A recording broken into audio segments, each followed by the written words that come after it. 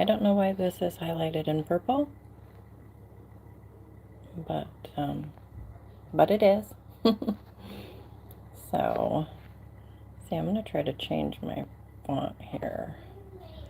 I think I liked the other one better. Whoa, that is very big though. Yeah, I like this one better. Maybe down a notch. There. Okay, I'm just going to give people a chance to get here. And again, I'm not sure why this section is highlighted. I hit something and it happened.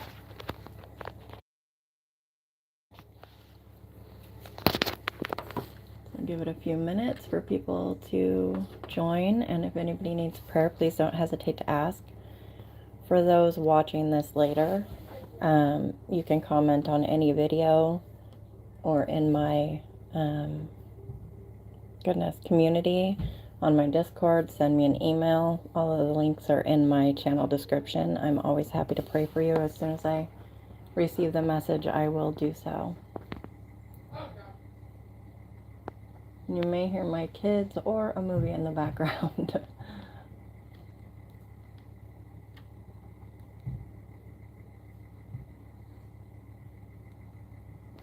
Or kittens trying to get in the cat door.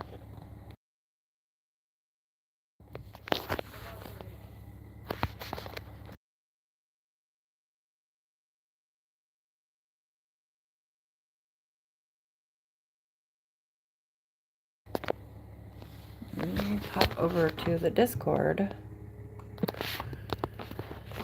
to let people know.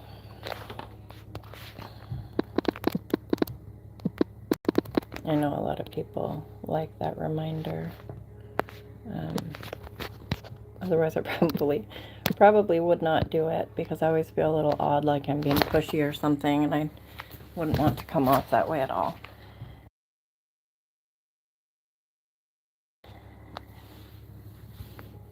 Although I have been missing a couple people lately.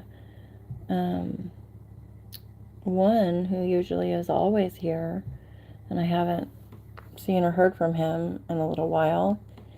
And another wonderful lady that I met some time back hasn't been around for quite a while now. Oh wow, a bunch of people just popped in. Welcome. How are you guys doing tonight?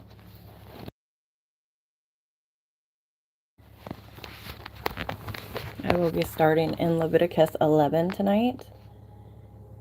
If this is your first time here, you'll be able to find all of the past lives in my live tab or in the Chronological Bible playlist if you want to catch up. If anybody needs prayer, please don't hesitate to ask. Jump in the comments and say hello. I'd love to get to know you. But no pressure. I know a lot of people prefer to just listen in the background, which is kind of how I am when I am in lives as well. When I'm not the one running it anyway. So I'm going to go ahead and start reading. Actually, I'm going to take a drink real quick first.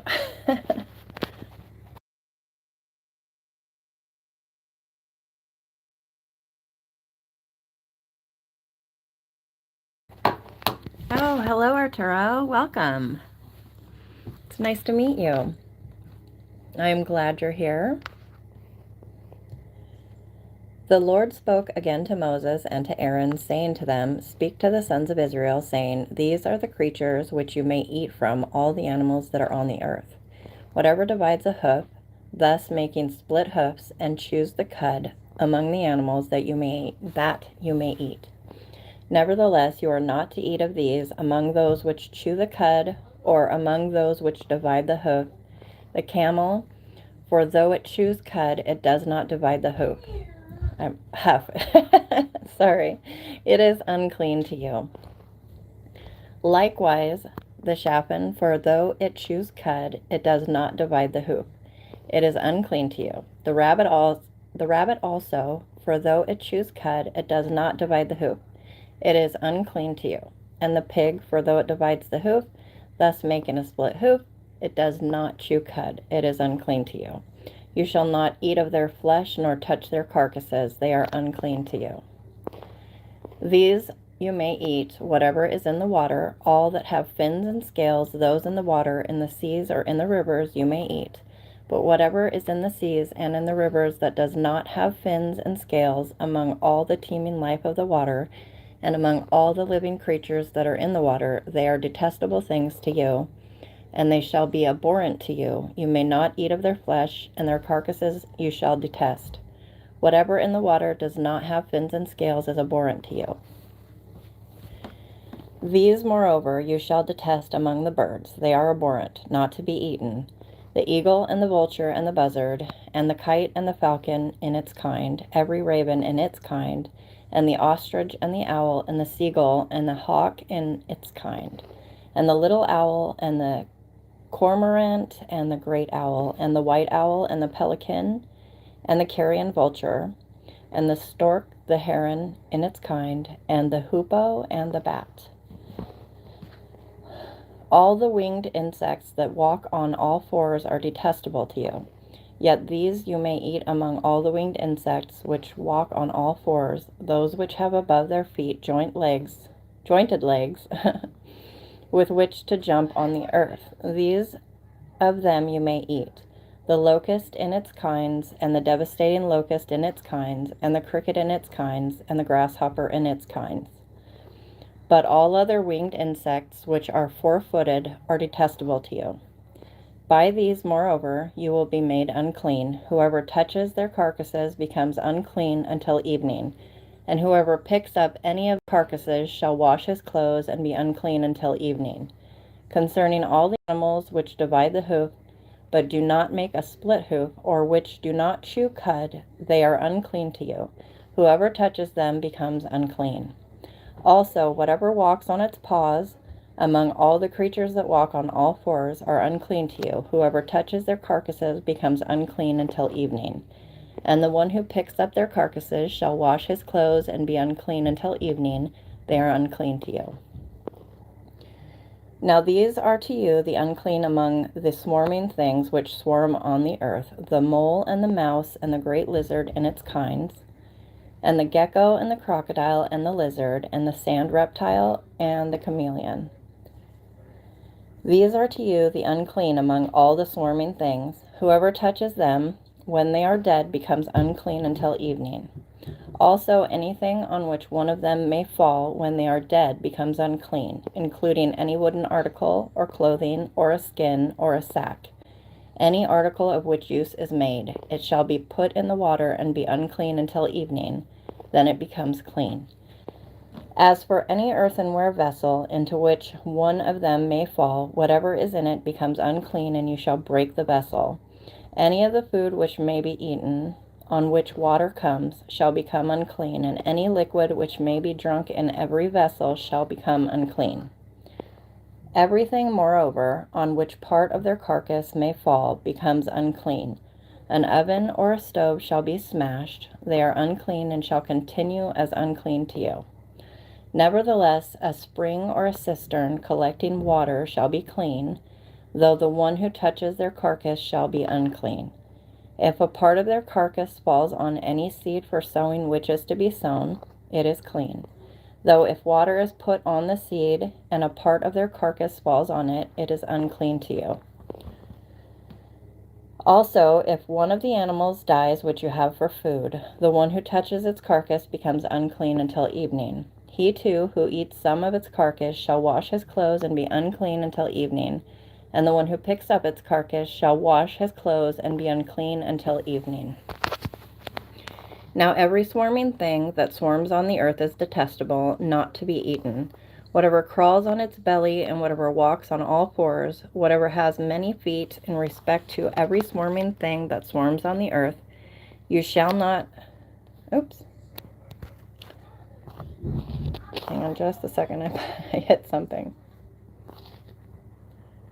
For they are detestable. Do not render yourselves detestable through any of the swarming things that swarm, and you shall not make yourselves unclean with them so that you become unclean. For I am the Lord your God. Consecrate yourselves therefore, and be holy, for I am holy. And you shall not make yourselves unclean with any of the swarming things that swarm on the earth. For I am the Lord who brought you up from the land of to be your God. Thus you shall be holy, for I am holy. This is the law regarding the animal and the bird and every living thing that moves in the waters and everything that swarms on the earth, to make a distinction between the unclean and the clean, and between the edible creature and the creature which is not to be eaten. And that was chapter 11 of Leviticus. Welcome to those, oops, I'm knocking things off the table. Welcome to those who have stuck around. We started with quite a few people there. Most drifted away. How are you guys doing? If anybody needs prayer, please don't hesitate to ask.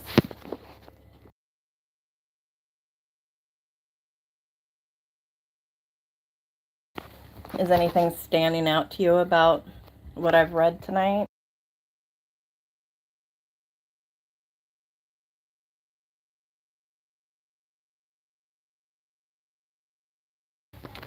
Okay, I'm going to take a drink and then I will get on to chapter 12.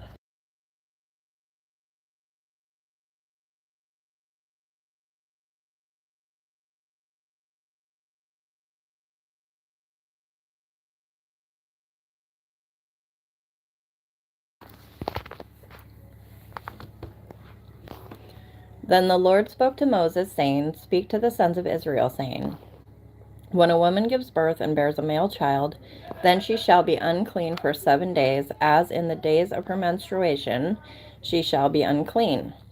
On the 8th day the flesh of his foreskin shall be circumcised. Then she shall remain in the blood of her purification for 33 days. She shall not touch any consecrated thing, nor enter the sanctuary until the days of her purification are completed. But if she bears a female child, then she shall be unclean for 2 weeks, as in her menstruation, and she shall remain in the blood of her purification for 66 days. When the days of her purification are completed, for a son or for a daughter, she shall bring to the priest at the doorway of the tent of meeting a 1-year-old lamb for a burnt offering, and a young pigeon or a turtle dove for a sin offering. Then he shall offer it before the Lord and make atonement for her, and she shall be cleansed from the flow of her blood. This is the law for her who bears a child, whether a male or a female. For if she cannot afford a lamb, then she shall take 2 turtle doves or 2 young pigeons, the one for a burnt offering and the other for a sin offering. And the priest shall make atonement for her, and she will be clean. Hi, Nico. What's your question? I'm not an authority, but I'm happy to try and answer it for you.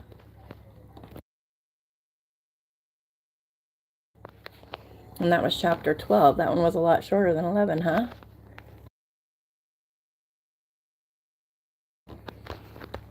I'm very thankful for Jesus and the lack of need to do so much of the things that had to be done then, right? Then the Lord spoke to Moses and to Aaron, saying, When a man has on the skin of his body a swelling or a scab or a bright spot, and it becomes an infection of leprosy on the skin of his body, then he shall be brought to Aaron the priest, or to one of his sons, the priests. Let's see. Why do women get sent to the outskirts with lepers? Is that not dangerous to women? When they have their periods, they don't get sent. I don't think they get sent to the lepers. I'm not aware of that. Did I read that? Hang on, let me do some searching here.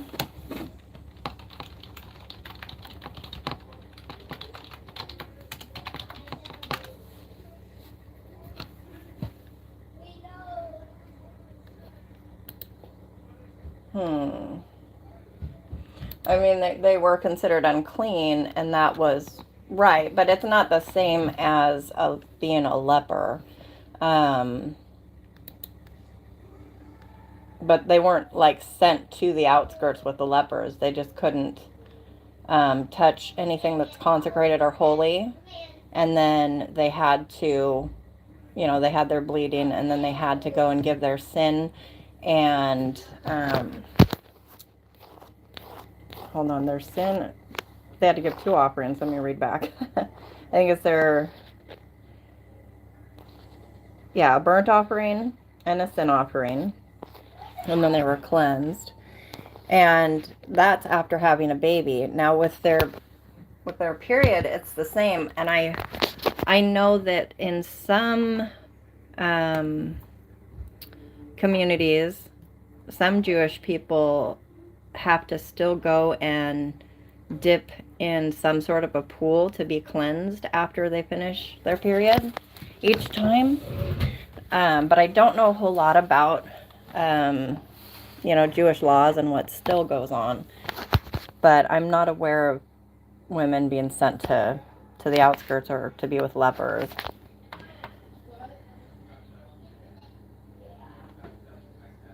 I think mostly she just had to stay in her own tent kind of thing.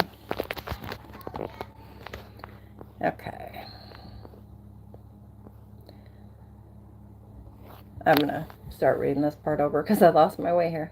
Then the Lord spoke to Moses and to Aaron, saying, when a man has on the skin of his body a swelling or a scab or a bright spot, and it becomes an infection of leprosy on the skin of his body, then he shall be brought to Aaron the priest or to one of his sons the priests. The priest shall look at the mark on the skin of the body, and if the hair in the infection has turned white, and the infection appears to be the skin of his body, it is an infection of leprosy. When the priest has looked at him, he shall pronounce him unclean. But if the bright spot is white on the skin of his body, and it does not appear to be deeper than the skin, and the hair on it has not turned white, then the priest shall isolate him who has the infection for 7 days. The priest shall look at him on the 7th day, and if in his eyes the infection has not changed, and the infection has not spread on the skin, then the priest shall isolate him for 7 more days. The priest shall look at him again on the 7th day, and if the infection has faded and the mark has not spread on the skin, then the priest shall pronounce him clean. It is only a scab, and he shall wash his clothes and be clean.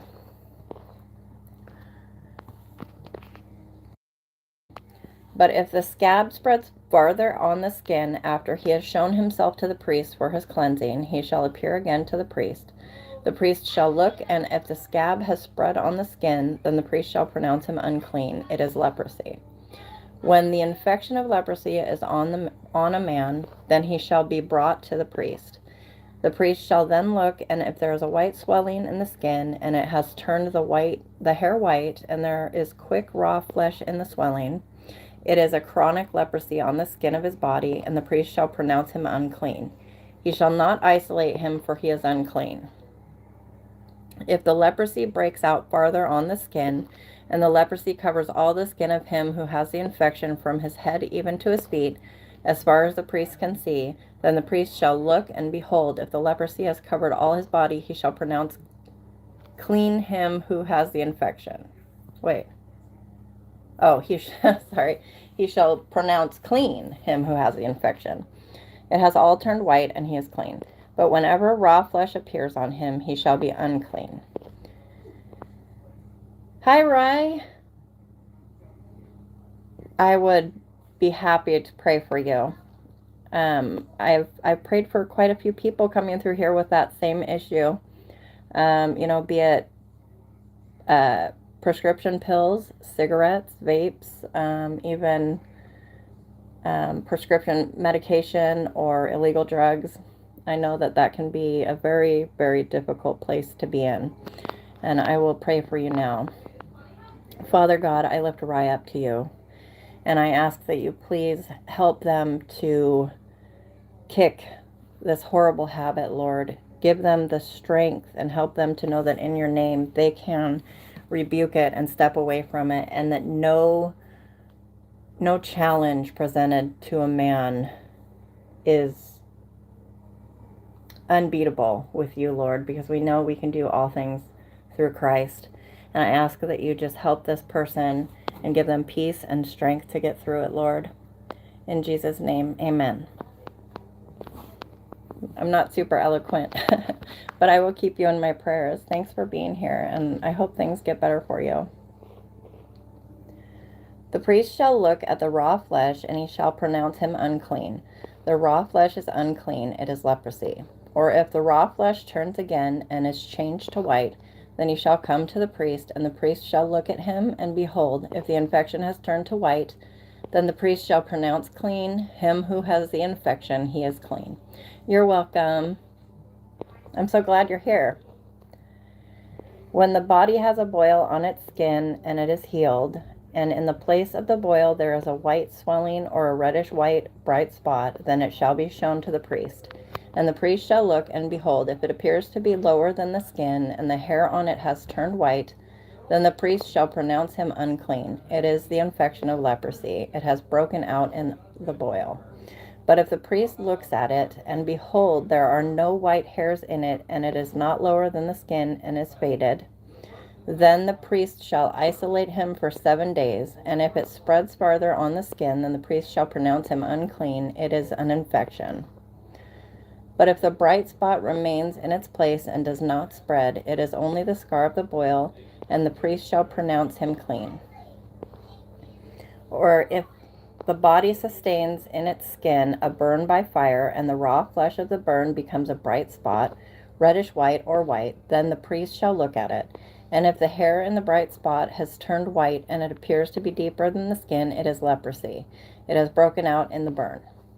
Therefore the priest shall pronounce him unclean. It is an infection of leprosy. But if the priest looks at it, and indeed there is no white hair in the bright spot, and it is no deeper than the skin, but is dim, then the priest shall isolate him for 7 days. And the priest shall look at him on the 7th day. If it spreads farther in the skin, then the priest shall pronounce him unclean. It is an infection of leprosy.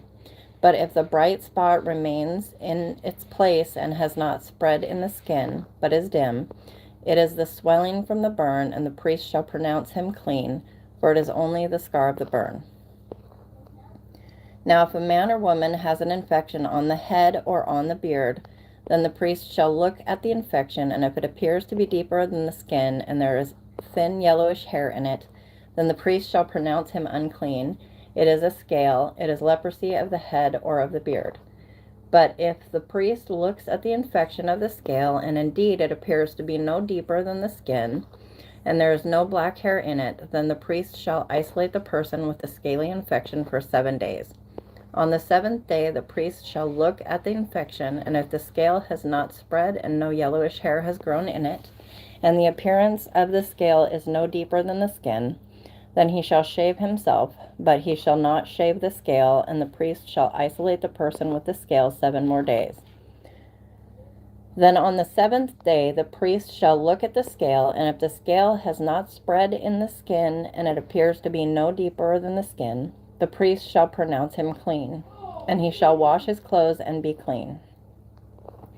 But if the scale spreads farther in the skin after his cleansing, then the priest shall look at him, and if the scale has spread in the skin, the priest need not seek for the yellowish hair. He is unclean.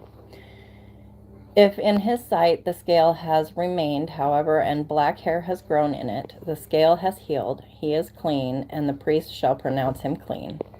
When a man or a woman has bright spots on the skin of the body, even white bright spots, then the priest shall look, and if the bright spots on the skin of their bodies are a faint white, it is eczema that has broken out on the skin. He is clean. Give me just a sec.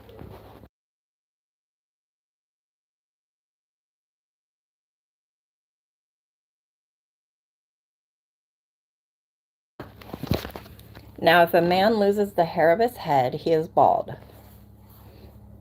He is clean. If his head becomes bald at the front and sides, he is bald on the forehead, he is clean. But if on the bald head or the bald forehead there occurs a reddish white infection, it is leprosy breaking out on his bald head or on his bald forehead. Then the priest shall look at him, and if the swelling of the infection is reddish white on his bald head or on his bald forehead, like the appearance of leprosy in the skin of the body, he is a leprous man. He is unclean. The priest shall surely pronounce him unclean. His infection is on his head. As for the leper who has the infection, his clothes shall be torn, and the hair of his head shall be uncovered, and he shall cover his mustache and cry, unclean, unclean. He shall remain unclean all the days during which he has the infection. He is unclean. He shall live alone. His dwelling shall be outside the camp. When a garment has a mark of leprosy in it, whether it is a wool garment or a linen garment, whether in warp or woof of linen or of wool, whether in leather or in any article made of leather, if the mark is greenish or reddish in the garment, or in the leather, or in the warp, or in the woof, or in any article of leather, it is a leprous mark and shall be shown to the priest. Now, I looked this up a while back. Leprosy, modern day, it still exists. Let's see. I just can't remember which it is.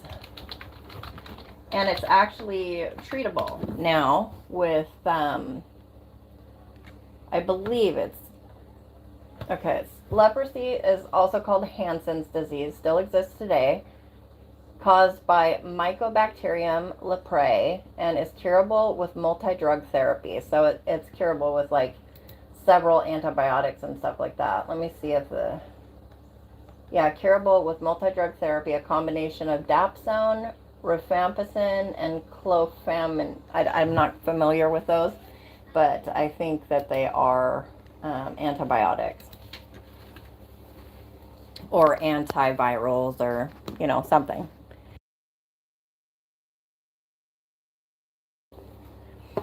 And from what I understand of it, chunks would fall off of their flesh and things like that. So let me see if I can pull up a picture of leprosy.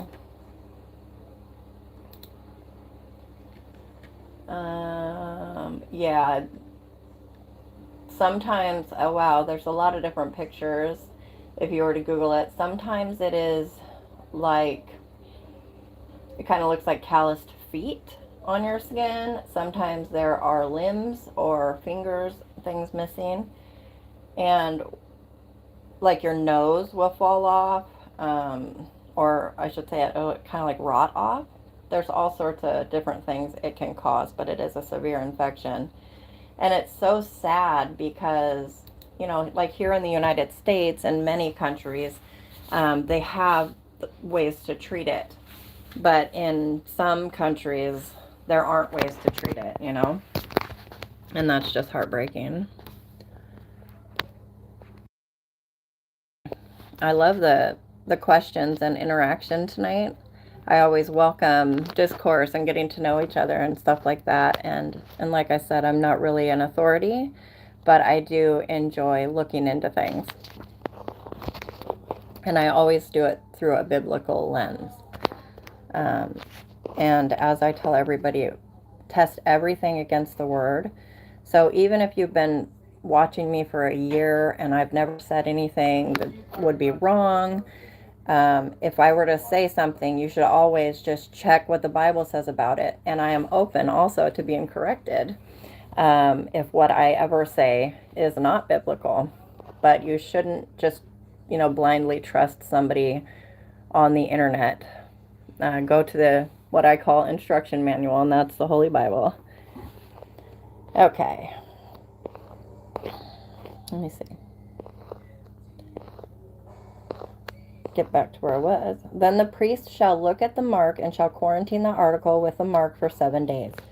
He shall then look at the mark on the 7th day. If the mark has spread in the garment, whether in the warp or in the woof, or in the leather, whatever the purpose for which the leather is used, the mark is a leprous malignancy, it is unclean. So he shall burn the garment, whether the warp or the woof, in wool or in linen, or any article of leather in which the mark occurs, for it is a leprous malignancy, it shall be burned in the fire. So that's interesting. It can actually spread onto clothing. I want to look at that.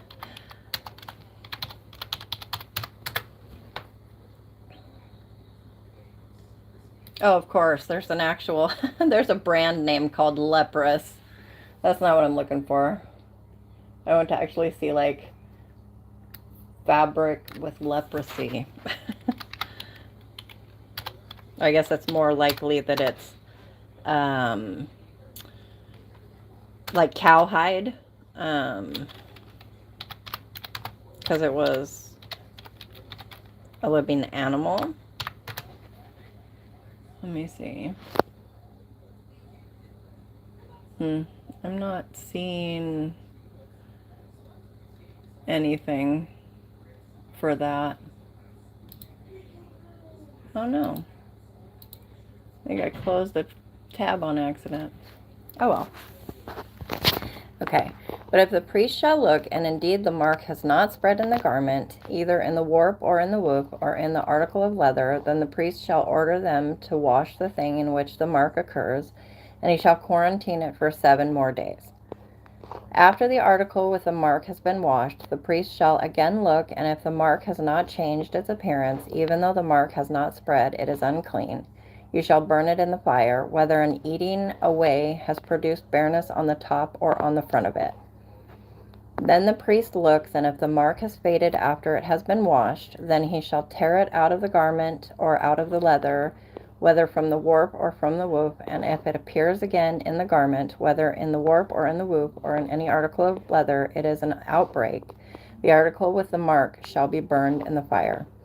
The garment, whether the warp or the woof, or any article of leather from which the mark has departed when you washed it, it shall then be washed a second time, and it will be clean. This is the law for the mark of leprosy in a garment or of wool or linen, whether in the warp or in the woof or in any article of leather, for pronouncing it clean or unclean.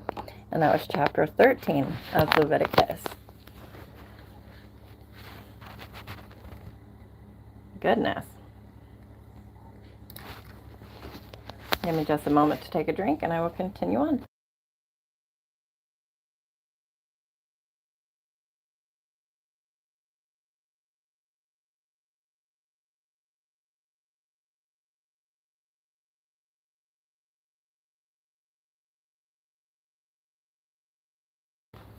Okay. Let's see. I have to bring up a tab I accidentally closed. There we go. So we are in chapter 14 now. Then the Lord spoke to Moses, saying, This shall be the law of the leper in the day of his cleansing. Now he shall be brought to the priest, and the priest shall go out to the outside of the camp. Thus the priest shall look, and if the infection of leprosy has been healed in the leper, then the priest shall give orders to take 2 live clean birds and cedar wood, and a scarlet string and hyssop for the one who is to be cleansed. The priest shall also give orders to slay the one bird in an earthenware vessel over running water. As for the live bird, he shall take it together with the cedar wood and the scarlet string and the hyssop, and shall dip them and the live bird in the blood of the bird that was slain over the running water. He shall then sprinkle 7 times the one who is to be cleansed from the leprosy, and shall pronounce him clean, and shall let the live bird go free over the open field. The one to be cleansed shall then wash his clothes and shave off all his hair and bathe in water and be clean. Now afterward he may enter the camp, but he shall stay outside his tent for 7 days. It will be on the 7th day that he shall shave off all his hair. He shall shave his head and his beard and his eyebrows, even all his hair. He shall then wash his clothes and bathe his body in water and be clean. Now on the 8th day he is to take 2 male lambs without defect, and a yearling ewe lamb without defect, and 3/10 of an ephah of fine flour mixed with oil for a grain offering, and 1 log of oil. And the priest who pronounces him clean shall present the man to be cleansed, and the aforesaid before the Lord at the doorway of the tent of meeting. Then the priest shall take the 1 male lamb and bring it for a guilt offering with a log of oil, and present them as a wave offering before the Lord. Next he shall slaughter the male lamb in the place where they slaughter the sin offering and the burnt offering, at the place of the sanctuary. For the guilt offering, like the sin offering, belongs to the priest. It is most holy. The priest shall then take some of the blood of the guilt offering, and the priest shall put it on the lobe of the right ear of the one to be cleansed, and on the thumb of his right hand, and on the big toe of his right foot. The priest shall also take some of the log of oil and pour it into his left palm. The priest shall then dip his right hand finger into the oil that is in his left palm, and with his finger sprinkle some of the oil 7 times before the Lord. Of the remaining oil which is in his palm, the priest shall put some on the right earlobe of the one to be cleansed, and on the thumb of his right hand, and on the big toe of his right foot, on the blood of the guilt offering. While the rest of the oil that is in the priest's palm he shall put on the head of the one to be cleansed. So the priest shall make atonement on his behalf before the Lord. The priest shall next offer the sin offering and make atonement for the one to be cleansed from his uncleanness. Then afterward he shall slaughter the burnt offering. The priest shall offer up the burnt offering and the grain offering on the altar. Thus the priest shall make atonement for him, and he will be clean. But if he is poor and his means are insufficient, then he is to take one male lamb for a guilt offering as a wave offering to make atonement for him, and 1/10 of an ephah of fine flour mixed with oil for a grain offering, and a log of oil, and 2 turtle doves or 2 young pigeons which are within his means. The one shall be a sin offering, and the other a burnt offering. Then the 8th day he shall bring them. Sorry, had a glitch there. Then the 8th day he shall bring them for his cleansing to the priest at the doorway of the tent of meeting before the Lord.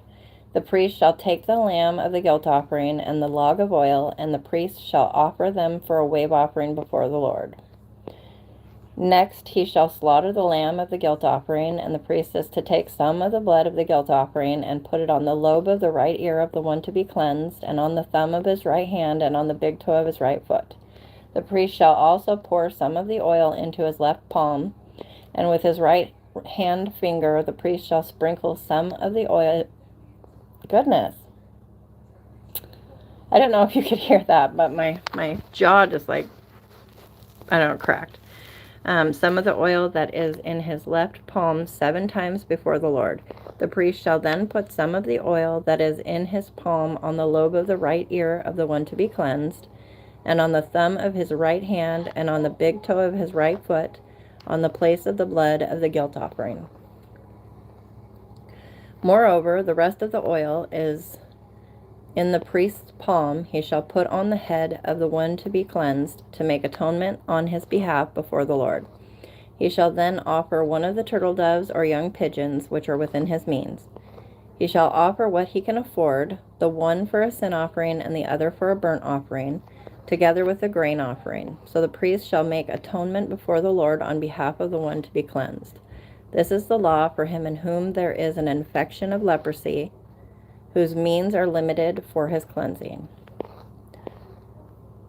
The Lord further spoke to Moses and Aaron, saying, When you enter the land of Canaan, which I give you for a possession, and I put a mark of leprosy on a house in the land of your possession, then the one who owns the house shall come and tell the priest, saying, Something like a mark of leprosy has become visible to me in the house. The priest shall then command that they empty the house before the priest goes in to look at the mark, so that everything in the house need not become unclean, and afterward the priest shall go in to look at the house.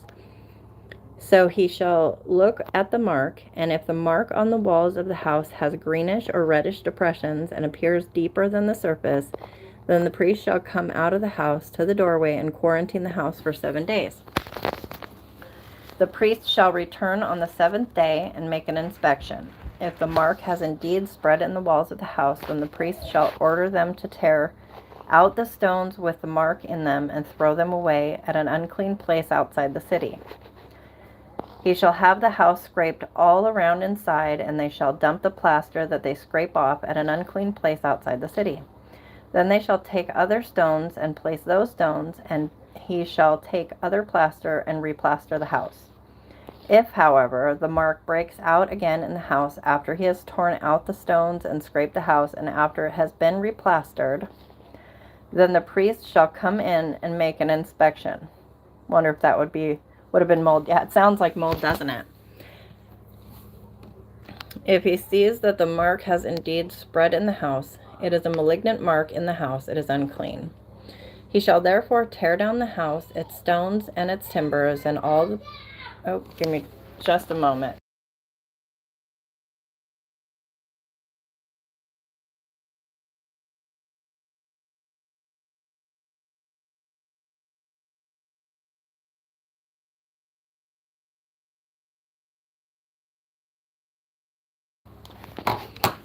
Sorry, my son yelled from the other room. I have 4 boys and they get to arguing sometimes. He shall therefore tear down the house, its stones and its timbers, and all the plaster of the house, and he shall take them outside the city to an unclean place. Moreover, whoever goes into the house during the time that he has quarantined it becomes unclean until evening. Likewise, whoever lies down in the house shall wash his clothes, and whoever eats in the house shall wash his clothes. If, on the other hand, the priest comes in and makes an inspection, and the mark is not indeed spread in the house after the house has been replastered, then the priest shall pronounce the house clean, because the mark has not reappeared. To cleanse the house, then, he shall take 2 birds and cedar wood and a scarlet string and hyssop, and he shall slaughter the one bird in an earthenware vessel over running water. Then he shall take the cedar wood and the hyssop and the scarlet string with the live bird, and dip them in the blood of the slain bird as well as in the running water, and sprinkle the house 7 times. He shall thus cleanse the house with the blood of the bird, and with the running water, along with the live bird, and with the cedar wood, and with the hyssop, and with the scarlet string. However, he shall let the live bird go free outside the city into the open field. So he shall make atonement for the house, and it will be clean. This is the law for any mark of leprosy, even for a scale, and for the leprous garment or house, and for a swelling, and for a scab, and for a bright spot, to teach when they are unclean and when they are clean. This is the law of leprosy. And that was chapter 14. And I'm going to look up that question you had about the mold. That sounds right on to me.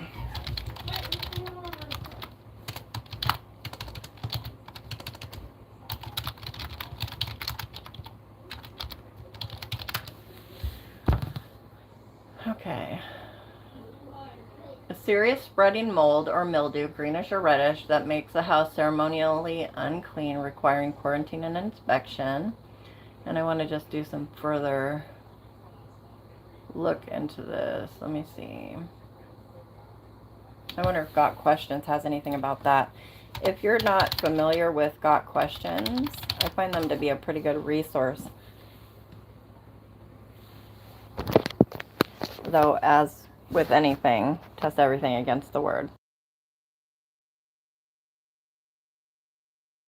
Okay. So this question on Got Questions says, why does the Old Testament law say so much about mildew? See, a lot of modern homes have mold or mildew problems, and it is a health concern, as exposure to mildew affects our bodies in adverse ways. The Bible speaks on the subject of mold in Leviticus 14:33 through 48. The original word translated mildew or mold in this passage is literally the word for leprosy. God wanted his people to live in a mold-free environment, showing his concern for their well-being. Interesting.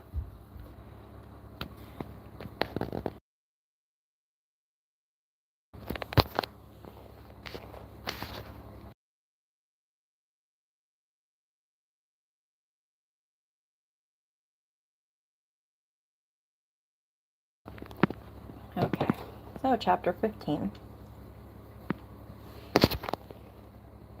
The Lord also spoke to Moses and to Aaron, saying, speak to the sons of Israel, and say to them, when any man has a discharge from his body, his discharge is unclean. This, moreover, shall be his uncleanness in his discharge. It is his uncleanness whether his body allows its discharge to flow, or whether his body obstructs its discharge. Every bed on which the person with the discharge lies becomes unclean, and everything on which he sits becomes unclean. Anyone, moreover, who touches his bed shall wash his clothes and bathe in water and be unclean until evening. And whoever sits on the thing on which the man with the discharge has been sitting shall wash his clothes and bathe in water and be unclean until evening. Also, whoever touches the person with a discharge shall wash his clothes and bathe in water and be unclean until evening. Or if the man with the discharge spits on one who is clean, he too shall wash his clothes and bathe in water and be unclean until evening. Every saddle on which the person with the discharge rides becomes unclean. Moreover, then touches, I totally blurred out my eyes there for a second. Whoever, not moreover, then touches any of the things which were under him shall be unclean until evening, and he who carries them shall wash his clothes and bathe in water and be unclean until evening. Likewise, whomever the one with the discharge touches without having rinsed his hands in water shall wash his clothes and bathe in water and be unclean until evening. However, an earthenware vessel which the person with the discharge touches shall be broken, and every wooden vessel shall be rinsed in water. Now, when the man with the discharge becomes cleansed from his discharge, then he shall count off for himself 7 days for his cleansing. He shall then wash his clothes and bathe his body in running water, and will become clean. Then on the 8th day he shall take for himself 2 turtle doves or 2 young pigeons, and come before the Lord to the doorway of the tent of meeting, and give them to the priest. And the priest shall offer them, one for a sin offering and the other for a burnt offering. So the priest shall make atonement on his behalf before the Lord because of his discharge. Now if a man has a seminal emission, he shall bathe all his body in water and be unclean until evening. As for any garment or any leather on which there is a seminal emission, it shall be washed with water and be unclean until evening. If a man lies with a woman so that there is a seminal emission, they shall both bathe in water and be unclean until evening. When the woman has a discharge, if her discharge in her body is blood, she shall continue in her menstrual impurity for 7 days, and whoever touches her shall be unclean until evening. Everything also on which she lies during her menstrual impurity shall be unclean, and everything on which she sits shall be unclean. Anyone who touches her bed shall wash his clothes and bathe in water and be unclean until evening. Whoever touches anything on which she sits shall wash his clothes and bathe in water and be unclean until evening. Whether it be on the bed or on the thing on which she is sitting, when he touches it, he shall be unclean until evening. If a man actually lies with her so that her menstrual impurity is on him, he shall be unclean 7 days, and every bed on which he lies shall be unclean.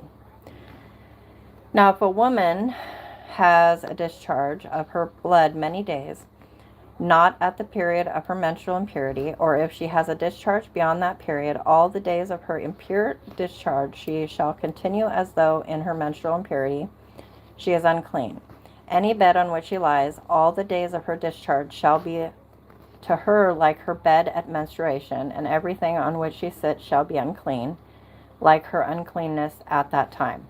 Likewise, whoever touches them shall be unclean, and shall wash his clothes and bathe in water and be unclean until evening. When she becomes clean from her discharge, she shall count off for herself 7 days, and afterwards she will be clean. Hey, Hugo! I was wondering if you were going to be here tonight. How are you doing tonight? You happy it's Friday? I think it's Friday anyway, isn't it? Yeah, I had to check. You came at just a wonderful time. We're talking about seminal emissions and menstruation. Aren't you excited? Okay, thanks for being here, Rye. It was nice to meet you. And I hope you'll subscribe and come back. God bless. Oh, happy birthday to your sister. Then on the 8th day she shall take for herself 2 turtle doves or 2 young pigeons, and bring them into the priest to the doorway of the tent of meeting.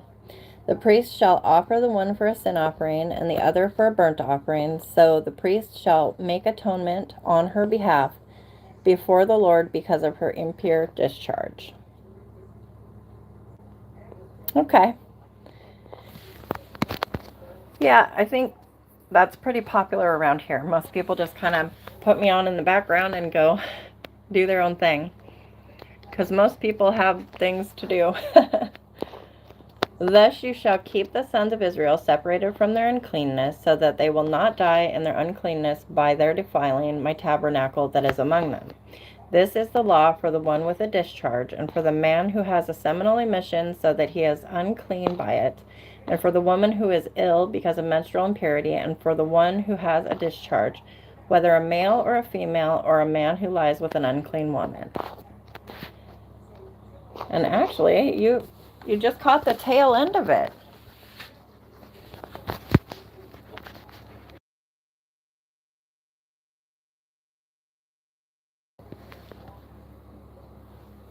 Oh, yeah, AirPods. That's cool.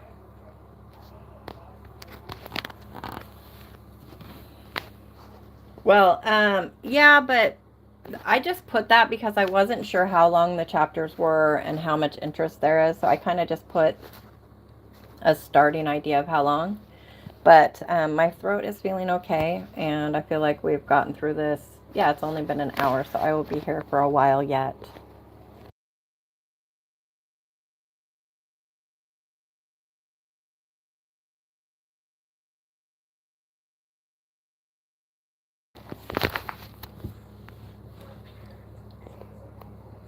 Now the Lord spoke to Moses after the death of the two sons of Aaron, when they had approached the presence of the Lord and died. The Lord said to Moses, "Tell your brother Aaron that he shall not enter at any time into the holy place inside the veil, before the mercy seat which is on the ark, or he will die. For I will appear in the cloud over the mercy seat. Aaron shall enter the holy place with this, with a bull for a sin offering and a ram for a burnt offering. He shall put on the holy linen tunic, and the linen undergarment shall be next to his body, and he shall be girded with the linen sash and attired with the linen turban. These are holy garments. Then he shall bathe his body in water and put them on. He shall take from the congregation of the sons of Israel 2 male goats for a sin offering and 1 ram for a burnt offering." Give me just one moment.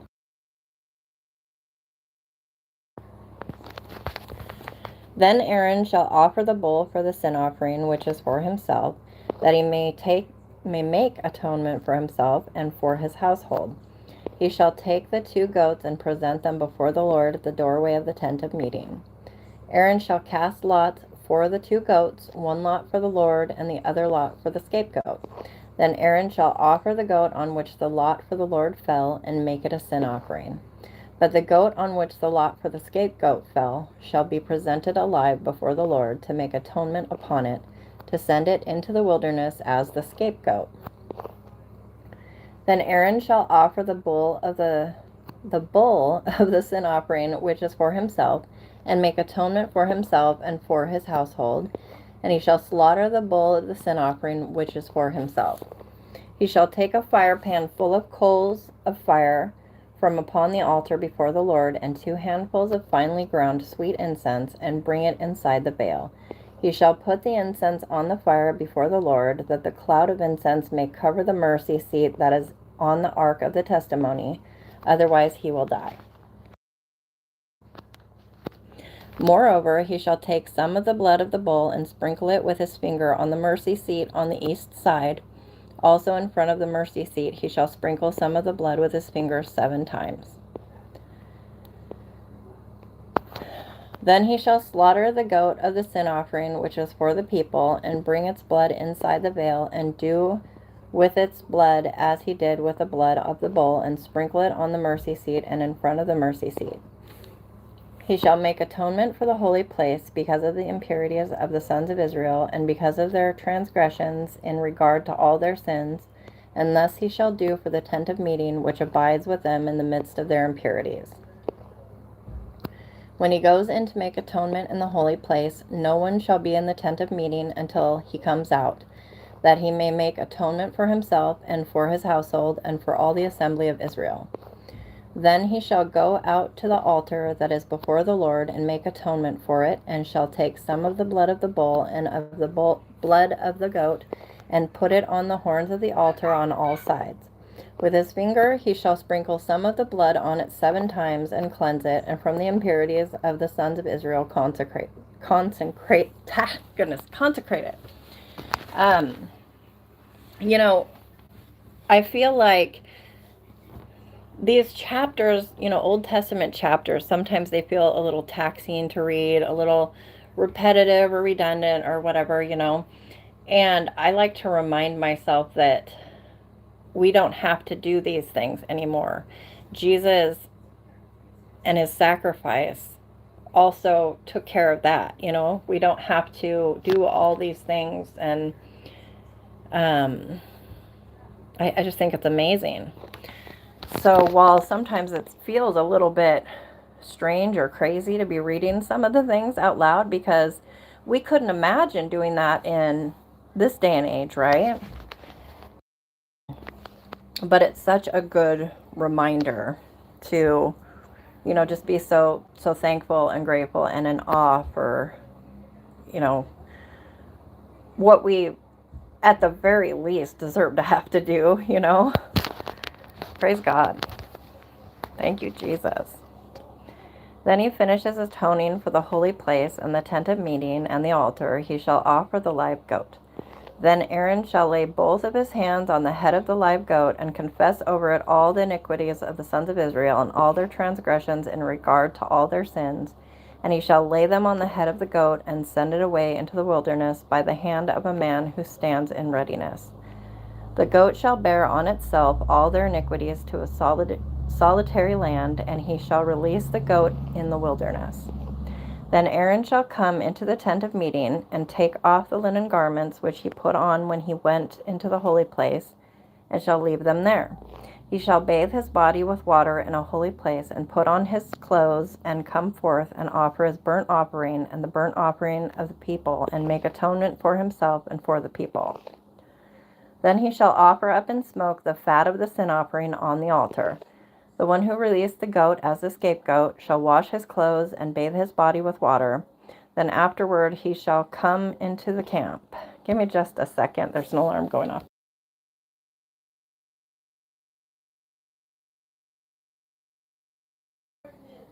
Okay. Just wanted to make sure my son heard it. I think he was making some bread rolls. Okay. But the bull of the sin offering and the goat of the sin offering, whose blood was... Did I skip something? No. But the bull of the sin offering and the goat of the sin offering, whose blood was brought in to make atonement in the holy place, shall be taken outside the camp, and they shall burn their hides, their flesh, and their refuse in the fire.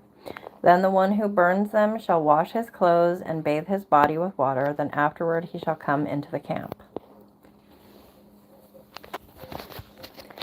This shall be a permanent statute for you. In the 7th month, on the 10th day of the month, you shall humble your souls and not do any work, whether the native or the alien who sojourns among you.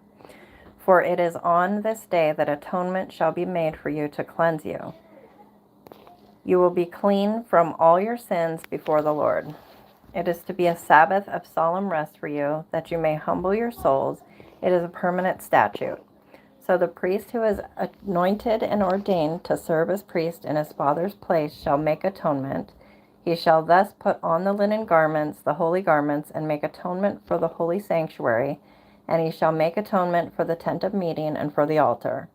He shall also make atonement for the priests and for all the people of the assembly. Now you shall have this as a permanent statute, to make atonement for the sons of Israel for all their sins once every year. And just as the Lord had commanded Moses, so he did. And that was chapter 16.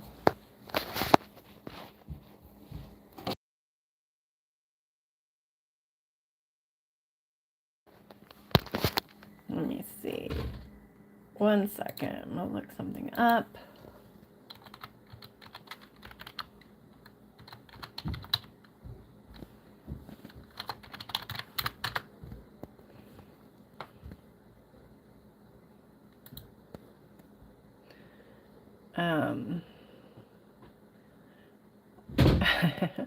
I'm not looking forward to numbers, reading numbers. That's going to be a lot. The begats, or the census. Then the Lord spoke to Moses, saying, Speak to Aaron and to his sons and to all the sons of Israel, and say to them, This is what the Lord has commanded, saying, Any man from the house of Israel who slaughters an ox or a lamb or a goat in the camp, or who slaughters it outside the camp and has not brought it to the doorway of the tent of meeting to present it as an offering to the Lord before the tabernacle of the Lord, blood guiltiness is to be reckoned to that man. He has shed blood, and that man shall be cut off from among his people. The reason is so that the sons of Israel may bring their sacrifices which they were sacrificing in the open field, that they may bring them into the Lord at the doorway of the tent of meeting to the priests, and sacrifice them as sacrifices of peace offerings to the Lord. The priest shall sprinkle the blood on the altar of the Lord at the doorway of the tent of meeting, and offer up the fat and smoke as a soothing aroma to the Lord. They shall no longer sacrifice their sacrifices to the goat demons, with which they play the harlot. This shall be a permanent statute to them throughout their generations. Then you shall say to them, any man from the house of Israel, or from the aliens who sojourn among them, who burns a burnt offering or sacrifice and does not bring it to the doorway of the tent of meeting to offer it to the Lord, that man also shall be cut off from his people. You guys are probably hearing some music from a movie in the background.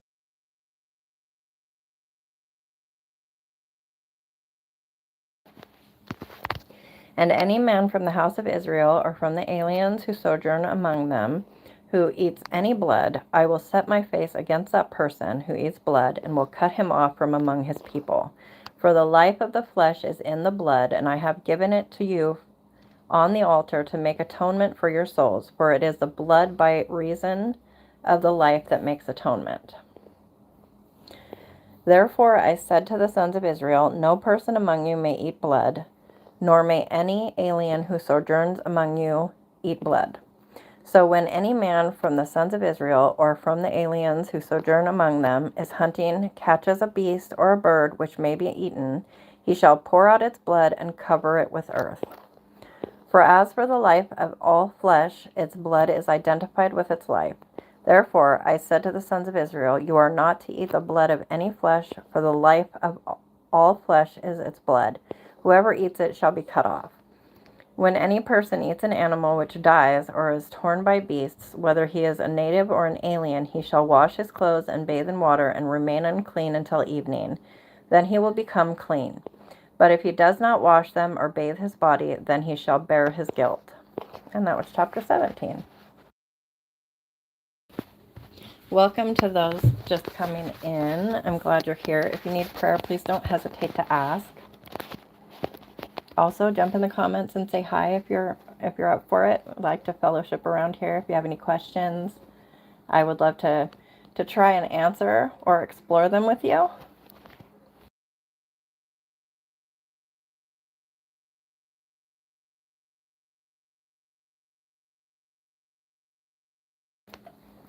Now we're getting into the nitty-gritty here, guys.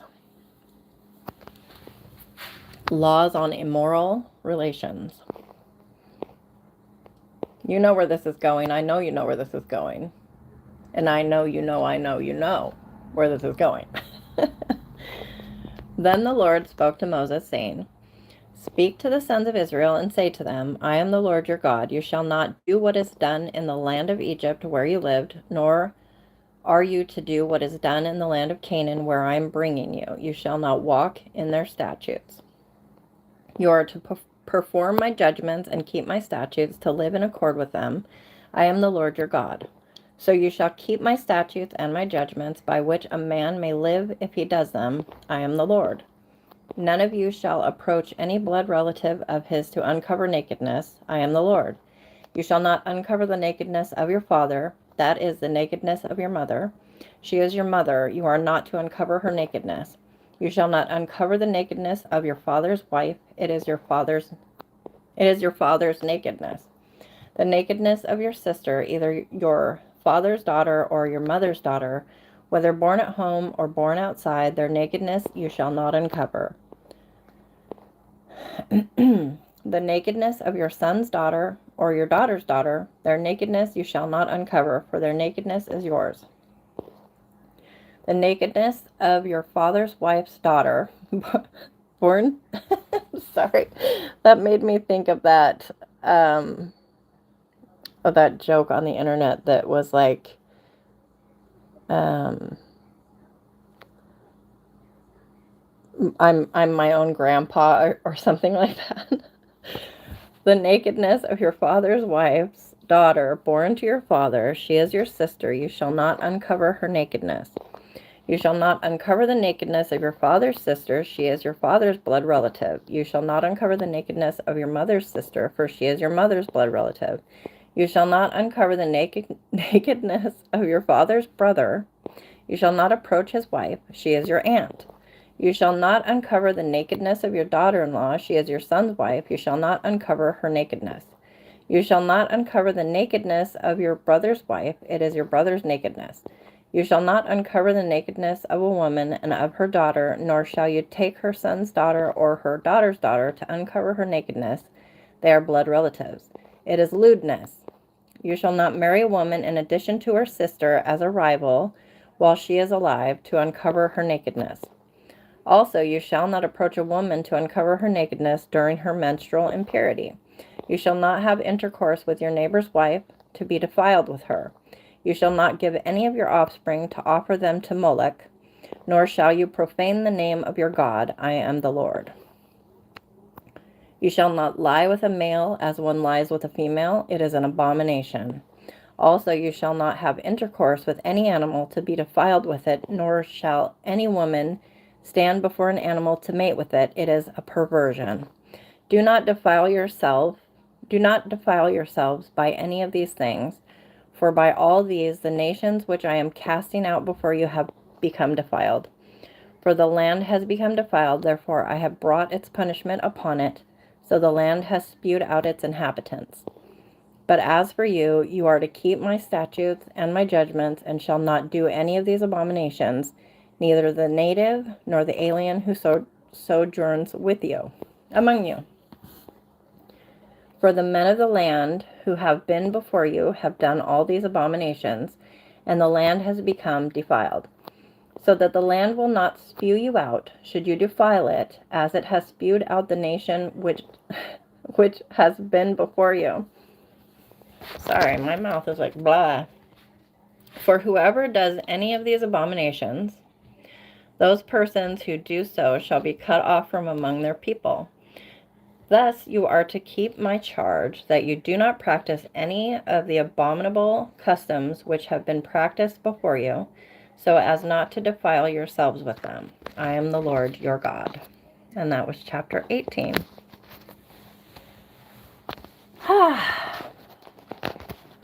We're getting there. I don't know where exactly, but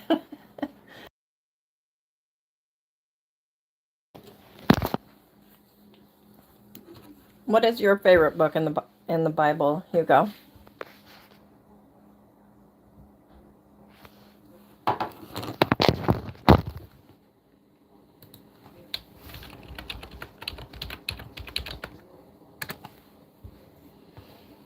Yes, Christ is King. Hi, Twister Bowling. Welcome. How are you doing tonight?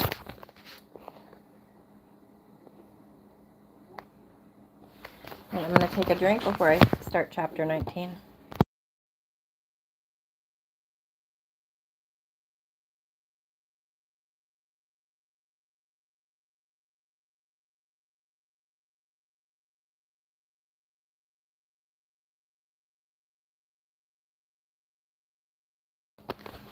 I'm doing pretty well. Thank you for asking.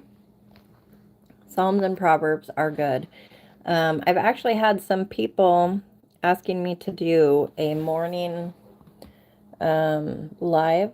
So I was thinking I might do Proverbs because I feel like that would be a good way to start the day. And then I have read through, I want to say chapter 54 of Psalms in my videos, actual full length. I mean, they're short videos, but they're in the landscape videos, not shorts.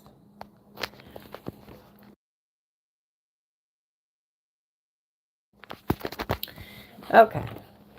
Idolatry forbidden. Then the Lord spoke to Moses, saying, Speak to all the congregation of the sons of Israel, and say to them, You shall be holy, for I, the Lord your God, am holy. Every one of you shall reverence his mother and his father, and you shall keep my Sabbaths. I am the Lord your God. Do not turn to idols or make for yourselves molten gods. I am the Lord your God. Now when you offer a sacrifice of peace offerings to the Lord, you shall offer it so that you may be accepted. It shall be eaten the same day you offer it, and the next day, but what remains until the third day shall be burned with fire. So if it is eaten at all on the third day, it is an offense. It will not be accepted. Everyone who eats it will bear his iniquity, for he has profaned the holy thing of the Lord, and that person shall be cut off from his people. Now when you reap the harvest of your land, you shall not reap to the very corners of your field, nor shall you gather the gleanings of your harvest. Nor shall you glean your vineyard, nor shall you gather the fallen fruit of your vineyard. You shall leave them for the needy and for the stranger. I am the Lord your God. You shall not steal, nor deal falsely, nor lie to one another. You shall not swear falsely by my name, so as to profane the name of your God. I am the Lord. You shall not oppress your neighbor, nor rob him. The wages of a hired man are not to remain with you all night until morning. You shall not curse a deaf man, nor place a stumbling block before the blind, but you shall revere your God. I am the Lord. You shall do no injustice in judgment. You shall not be partial to the poor, nor defer to the great, but you are to judge your neighbor fairly. You shall not go about as a slanderer among your people, and you are not to act against the life of your neighbor. I am the Lord. You shall not hate your fellow countryman in your heart. You may surely reprove your neighbor, but shall not incur sin because of him. You shall not take vengeance, nor bear any grudge against the sons of your people, but you shall love your neighbor as yourself. I am the Lord. You are to keep my statutes. You shall not breed together two kinds of your cattle. You shall not sow your field with two kinds of seed, nor wear a garment upon you of two kinds of material mixed together. Now if a man lies carnally with a woman who is a slave acquired for another man, but who has in no way been redeemed nor given her freedom, there shall be punishment. They shall not, however, be put to death, because she was not free. He shall bring his guilt offering to the Lord to the doorway of the tent of meeting, a ram for a guilt offering. The priest shall also make atonement for him with the ram of the guilt offering before the Lord for his sin which he has committed, and the sin which he has committed will be forgiven him. Whether you enter the land and plant all kinds of trees for food, then you shall count their... it was when, not whether. Count their fruit as forbidden. 3 years it shall be forbidden to you. It shall not be eaten. But in the 4th year all its fruit shall be holy, an offering of praise to the Lord. In the 5th year you are to eat of its fruit, that its yield may increase for you. I am the Lord your God. You shall not eat anything with the blood, nor practice divination or soothsaying. Hi, baby. You want to say hello? Hello. We have Twister Bowling, and we have Hugo. We've never seen Twister Bowling. No, I think he's new tonight. Do you want to introduce yourself? Hello, New Bowling. My name is Silo, and I really like Sonic the Hedgehog. Oh, yeah, they were just watching Sonic 3. But I also like Mario and all the other games. No, but who do you love? My mommy. Well, not just mommy. Jesus, silly goose. Oh no, it scrolled me back to chapter 10. I accidentally turned my phone sideways, so I'm going to scroll back down. Oh Lord, it went black. Let me see.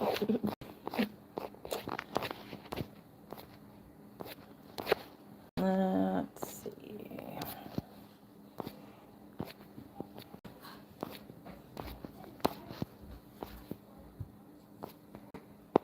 Goodness, we've read a lot tonight, huh? I think I was in 19. Almost there. Sorry, guys. I hope Steven Studio survives. Why wouldn't it survive? That's the voice. That is Oh no.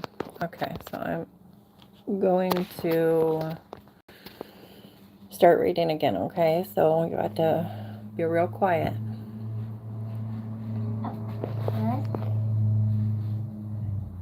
Guess it's gone.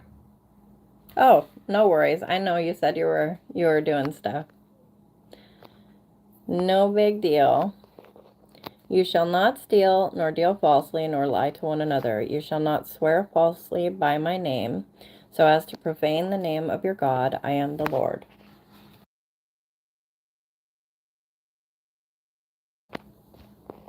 You shall not oppress your neighbor, nor rob him. The wages of a hired man are not to remain with you all night until morning. I think I read this part, didn't I?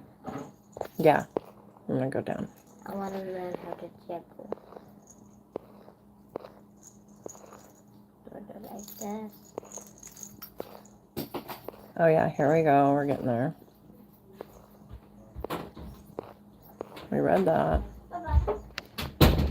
The priest, we were down to where, okay, here's the trees. Can't eat them for 3 years. Okay, the 5th year.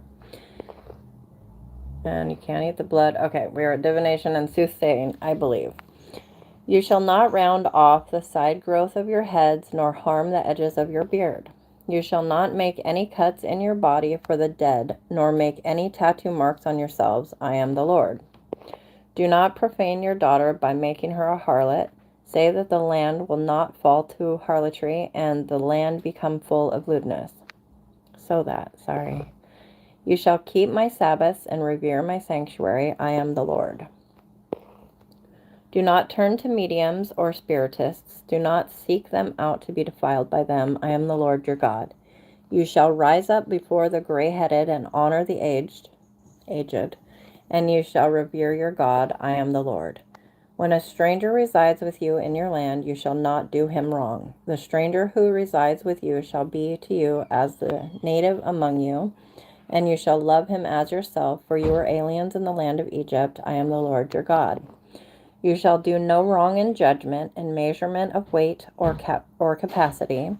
You shall have just balances, just weights, a just ephah, and a just hin. I am the Lord your God, who brought you out from the land of Egypt. You shall thus observe all my statutes and all my ordinances, and do them. I am the Lord. Oh, James, hey, where you been lately? You must have had a few days off or something, huh? So glad you're here. It's James. You want to say hi? Hi, James. Oh, and I almost called you George. I miss my Georgie. Yeah, Come here, Daniel. Daniel Splaticus also says hello. Remember when we used to call him Daniel Tiger? Oh, yeah, sometimes we still do. I like to call him Danny Boy or Splat. But I think Daniel suits him very well. His name is Splat. Mm-hmm. Okay, he's going to go over there on the bed. All right, I'm reading here, so stand up. And I will take a drink, and then I will read chapter 20 of Leviticus.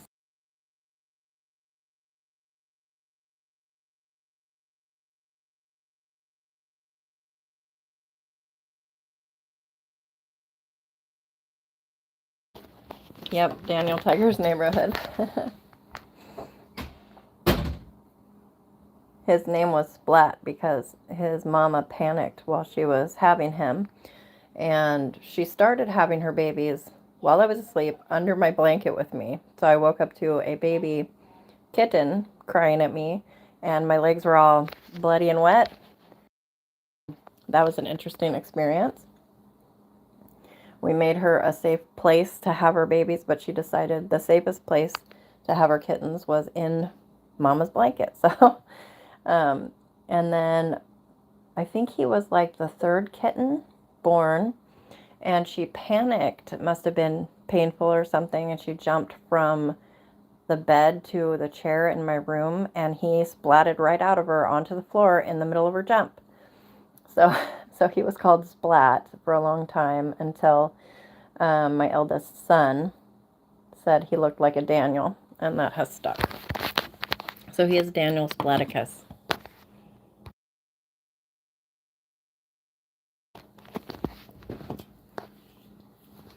Which has absolutely nothing to do with the Bible. But he's here, so. Oh, you're wonderful, aren't you? Yes. Okay. Okay, on human sacrifice and immoralities.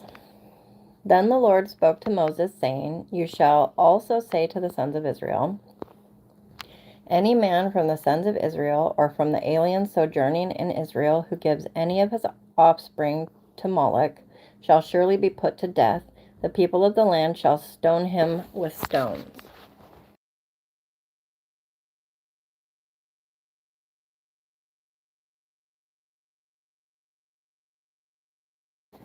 Oh, did I? Let me see.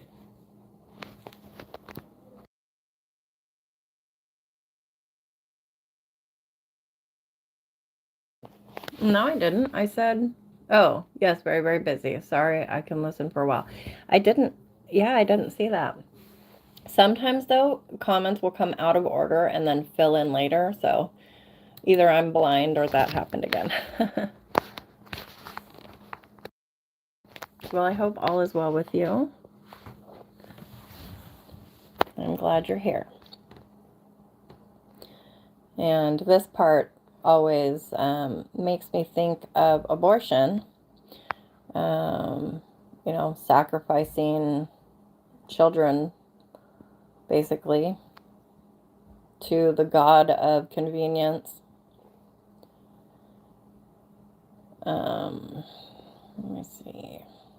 I will also set my face against that man and will cut him off from among his people, because he has given some of his offspring to Moloch, so as to defile my sanctuary and to profane my holy name. If the people of the land, however, should ever disregard that man when he gives any of his offspring to Moloch, so as not to put him to death, then I myself will set my face against that man and against his family, and I will cut off from among their people both him and all those who play the harlot after him by playing the harlot after Moloch. And here we celebrate abortion. I mean, not me, not we, but as a society. As for the person who turns to mediums and to spiritists to play the harlot after them, I will also set my face against that person and will cut him off from among his people.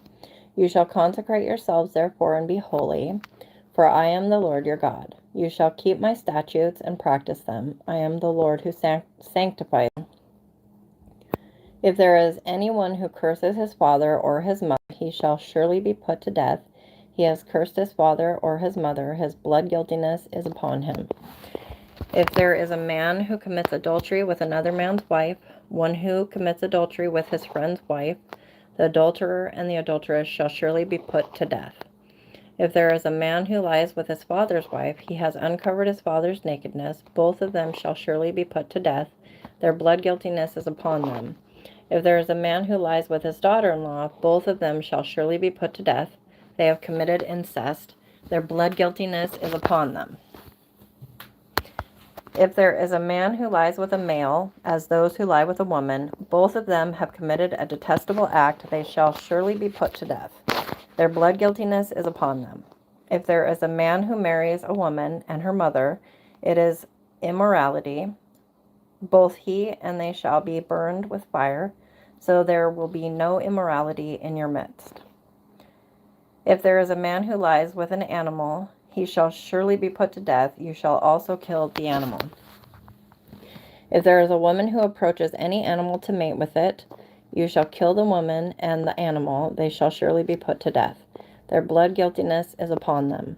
If there is a man who takes his sister, his father's daughter, or his mother's daughter, so that he sees her nakedness and she sees his nakedness, it is a disgrace, and they shall be cut off in the sight of the sons of their people. He has uncovered his sister's nakedness, he bears his guilt. If there is a man who lies with a menstruous woman and uncovers her nakedness, he has laid bare her flow, and she has exposed the flow of her blood. Thus both of them shall be cut off from among their people. You shall also not uncover the nakedness of your mother's sister or of your father's sister, for such a one has made naked his blood relative. They will bear their guilt. If there is a man who lies with his uncle's wife, he has uncovered his uncle's nakedness. They will bear their sin. They will die childless. If there is a man who takes his brother's wife, it is abhorrent. He has uncovered his brother's nakedness. They will be childless. You are therefore to keep all my statutes and all my ordinances and do them, so that the land to which I am bringing you to live will not spew you out. Moreover, you shall not follow the customs of the nation which I will drive out before you, for they did all these things, and therefore I have abhorred them. Hence I have said to you, you are to possess their land, and I myself will give it to you to possess it, a land flowing with milk and honey. I am the Lord your God, who has separated you from the peoples. You are therefore to make a distinction between the clean animal and the unclean, and between the unclean bird and the clean. And you shall not make yourselves detestable by animal or by bird or by anything that creeps on the ground, which I have separated for you as unclean. Thus you are to be holy to me, for I, the Lord, am holy, and I have set you apart from the peoples to be mine. Now a man or a woman who is a medium or a spiritist shall surely be put to death. They shall be stoned with stones. Their blood guiltiness is upon them. And that was chapter 20.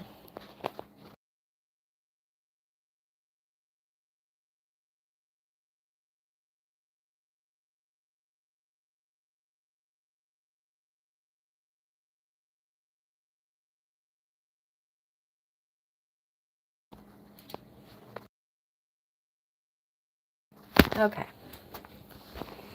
I made revenge squad. You made what now? Revenge Glock from Sonic Movie 3 That smells like cinnamon and sugar. with rice. Oh, with rice. That's revenge. Oh, I see. Shouldn't it be cooked rice though?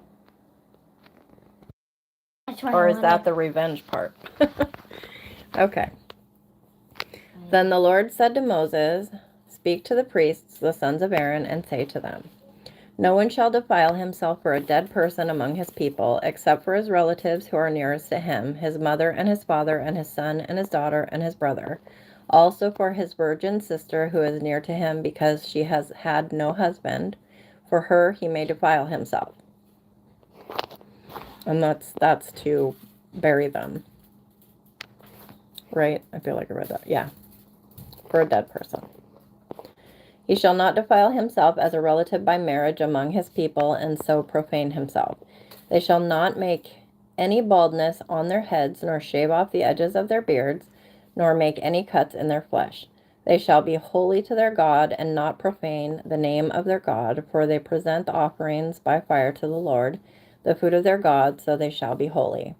They shall not take a woman who is profaned by harlotry, nor shall they take a woman divorced from her husband, for he is holy to his God. You shall consecrate him, therefore, for he offers the food of your God. He shall be holy to you. Hi, are you needing something, baby? I want to warm up the revenge clock. Okay, can you go talk to Kenny about warming up the revenge? But I will tell you, revenge is a dish best served cold. Oh. Goodness. Okay. He shall be holy to you, for I, the Lord who sanctifies you, am holy. Also the daughter of any priest, if she profanes herself by harlotry, she profanes her father, she shall be burned with fire. The priest who is the highest among his brothers, on whose head the anointing oil has been poured, and who has been consecrated to wear the garments, shall not uncover his head, nor tear his clothes, nor shall he approach any dead person, nor defile himself even for his father or his mother. Nor shall he go out of the sanctuary, nor profane the sanctuary of his God, for the consecration of the anointing oil of his God is on him. I am the Lord. He shall take a wife in her virginity, a widow or a divorced woman, or one who is profaned by harlotry. These he may not take, but rather he is to marry a virgin of his own people, so that he will not profane his offspring among his people, for I am the Lord who sanctifies him. Then the Lord spoke to Moses, saying, speak to Aaron, saying, no man of your offspring throughout their generations who has a defect shall approach to offer the food of his God. For no one who has a defect shall approach a blind man or a lame man, or he who has a disfigured face or any deformed limb, or a man who has a broken foot or broken hand, or a hunchback or a dwarf, or one who has a defect in his eye, or eczema or scabs or crushed testicles. No man among the descendants of Aaron, the priest, who has a defect is to come near to offer the Lord's offerings by fire, since he has a defect. He shall not come near to offer the food of his God. He may eat the food of his God, both of the most holy and of the holy, only he shall not go into the veil or come near the altar, because he has a defect, so that he will not profane my sanctuaries, for I am the Lord who sanctifies them. So Moses spoke to Aaron and to his sons and to all the sons of Israel. And that was chapter 21.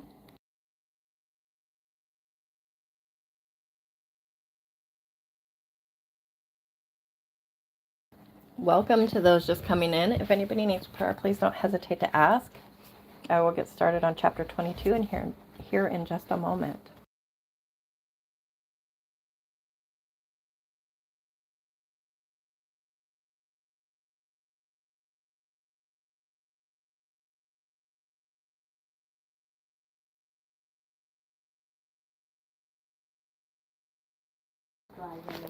Okay. Well, I love you. Let's not leave it there. Let's set it aside, okay? Because we wouldn't want a kitty getting into it.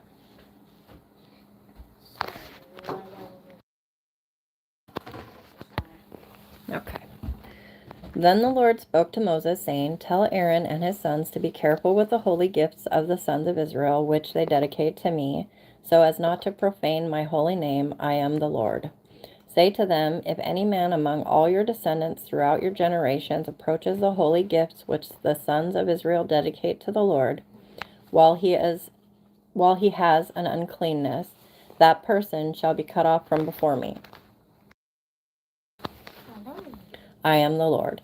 No man of the descendants of Aaron who is a leper or who has a discharge may eat of the holy gifts until he is clean.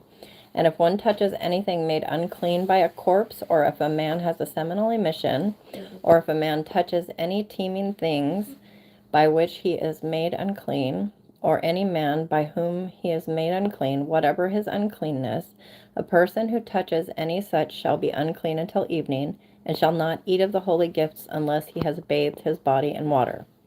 But when the sun sets, he will be clean, and afterward he shall eat of the holy gifts, for it is his food. He shall not eat an animal which dies or is torn by beasts, becoming unclean by it. I am the Lord. They shall therefore keep my charge, so that they will not bear sin because of it and die thereby, because they profane it. I am the Lord who sanctifies them. No layman, however, is to eat the holy gift. A sojourner with a priest or a hired man shall not eat of the holy gift. But if a priest buys a slave as his property with his money, that one may eat of it, and those who are born in his house may eat of his food. If a priest's daughter is married to a layman, she shall not eat of the offering of the gifts. But if a priest's daughter becomes a widow or divorced, and has no child, and returns to her father's house as in her youth, she shall eat of her father's food. But no layman shall eat of it. But if a man eats a holy gift unintentionally, then he shall add to it a fifth of it, and shall give the holy gift to the priest. They shall not profane the holy gifts of the sons of Israel, which they offer to the Lord, and so cause them to bear punishment for a guilt by eating their holy gifts. For I am the Lord who sanctifies them. I want a donut. You want a donut? I wouldn't hate a donut, I don't suppose. Then the Lord spoke to Moses, saying, Speak to Aaron and to his sons and to all the sons of Israel, and say to them, Any man of the house of Israel, or of the aliens in Israel who presents his offering, whether it is any of their votive or any of their freewill offerings, which they present to the Lord for a burnt offering, for you to be accepted, it must be a male without defect from the cattle, the sheep, or the goats. Whatever has a defect you shall not offer, for it will not be accepted for you. When a man offers a sacrifice of peace offerings to the Lord to fulfill a special vow, or for a freewill offering of the herd or of the flock, it must be perfect to be accepted. There shall be no defect in it. Mommy, Yes? I love when rainbows appear. Me too. Those that are blind or fractured or maimed or having a running sore or eczema or scabs, you shall not offer to the Lord, nor make of them an offering by fire on the altar to the Lord. In respect to an ox or a lamb which has an overgrown or stunted member, you may present it for a freewill offering, but for a vow it will not be accepted. Also, anything with its testicles bruised or crushed or torn or cut, you shall not offer to the Lord or sacrifice in your land, nor shall you accept any such from the hand of a foreigner for offering as the food of your God. For their corruption is in them, they have a defect, they shall not be accepted for you. Then the Lord spoke to Moses, saying, when an ox or a sheep or a goat, Shiloh, I need you to okay? When an ox or a sheep or a goat is born, it shall remain 7 days with its mother, and from the 8th day on it shall be accepted as a sacrifice of an offering by fire to the Lord. But whether it is an ox or a sheep, you shall not kill both, it and its young, in 1 day. When you sacrifice a sacrifice of thanksgiving to the Lord, you shall sacrifice it so that you may be accepted. It shall be eaten on the same day. You shall leave none of it until morning. I am the Lord. So you shall keep my commandments and do them. I am the Lord. You shall not profane my holy name, but I will be sanctified among the sons of Israel. I am the Lord who sanctifies you, who brought you out from the land of Egypt to be your God. I am the Lord. And that was chapter 22 of Leviticus. What do you think of that? You're a goose. I love you.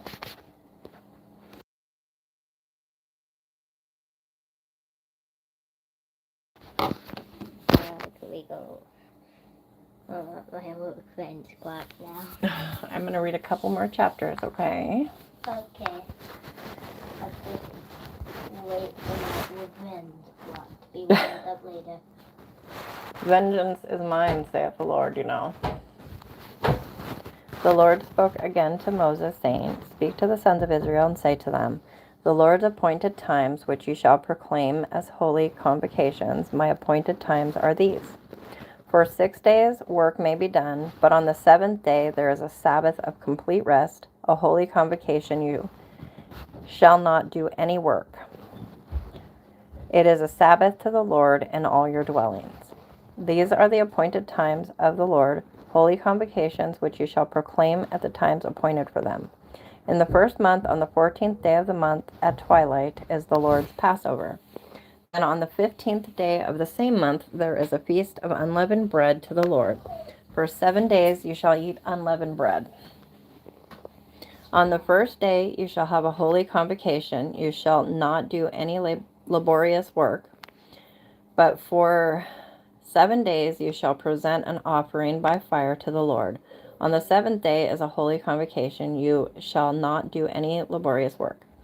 Then the Lord spoke to Moses, saying, speak to the sons of Israel and say to them, when you enter the land which I am going to give to you, and reap its harvest, then you shall bring in the sheaf of the firstfruits of your harvest to the priest. He shall wave the sheaf before the Lord for you to be accepted. On the day after the Sabbath the priest shall wave it. Now on the day when you wave the sheaf, you shall offer a male lamb 1 year old without defect for a burnt offering to the Lord. Its grain offering shall then be 2/10 of an ephah of fine flour mixed with oil, an offering by fire to the Lord for a soothing aroma, with its drink offering, 1/4 of a hin of wine. Until this same day, until you have brought in the offering of your God, you shall eat neither bread nor roasted grain, nor new growth. It is to be a perpetual statute throughout your generations in all your dwelling places. And give me just one moment, please.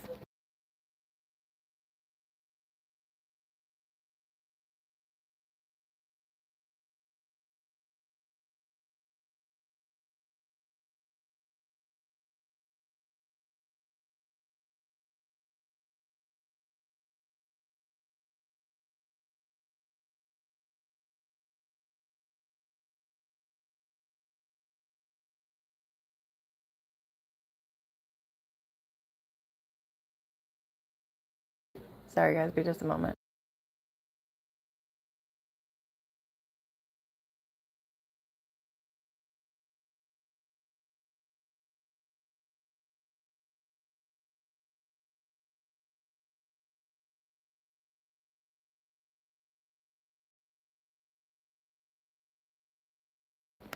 Okay, sorry about that.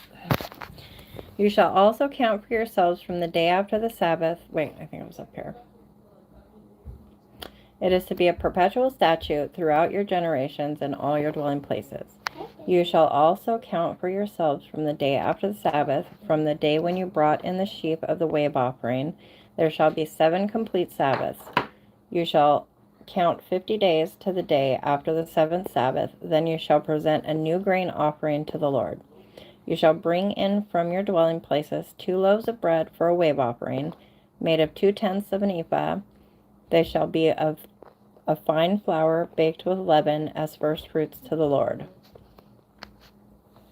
Along with the bread you shall present 7 one-year-old male lambs without defect, and a bull of the herd and 2 rams. They are to be a burnt offering to the Lord, with their grain offering and their drink offerings, an offering by fire of a soothing aroma to the Lord. You shall also offer 1 male goat for a sin offering, and 2 male lambs, 1 year old, for a sacrifice of peace offerings. The priest shall then wave them with the bread of the first fruits for a wave offering, with 2 lambs before the Lord. They are to be holy to the Lord for the priest. On this same day you shall make a proclamation as well. You are to have a holy convocation. You shall do no laborious work. It is to be a perpetual statute in all your dwelling places throughout your generations. When you reap the harvest of your land, moreover, you shall not reap to the very corners of your field, nor gather the gleaning of your harvest. You are to leave them for the needy and the alien. I am the Lord your God. What, honey? I could just ask you clock. Okay, go ahead. Again the Lord spoke to Moses, saying, Speak to the sons of Israel, saying, In the 7th month, on the 1st of the month, you shall have a rest, a reminder by blowing of trumpets, a holy convocation. You shall not do any laborious work, but you shall present an offering by fire to the Lord. The Lord spoke to Moses, saying, On exactly the 10th day of the 7th month is the day of atonement. It shall be a holy convocation for you. And you shall humble your souls and present an offering by fire to the Lord. You shall not do any work on this same day, for it is a day of atonement, to make atonement on your behalf before the Lord your God. If there is any person who will not humble himself on this same day, he shall be cut off from his people.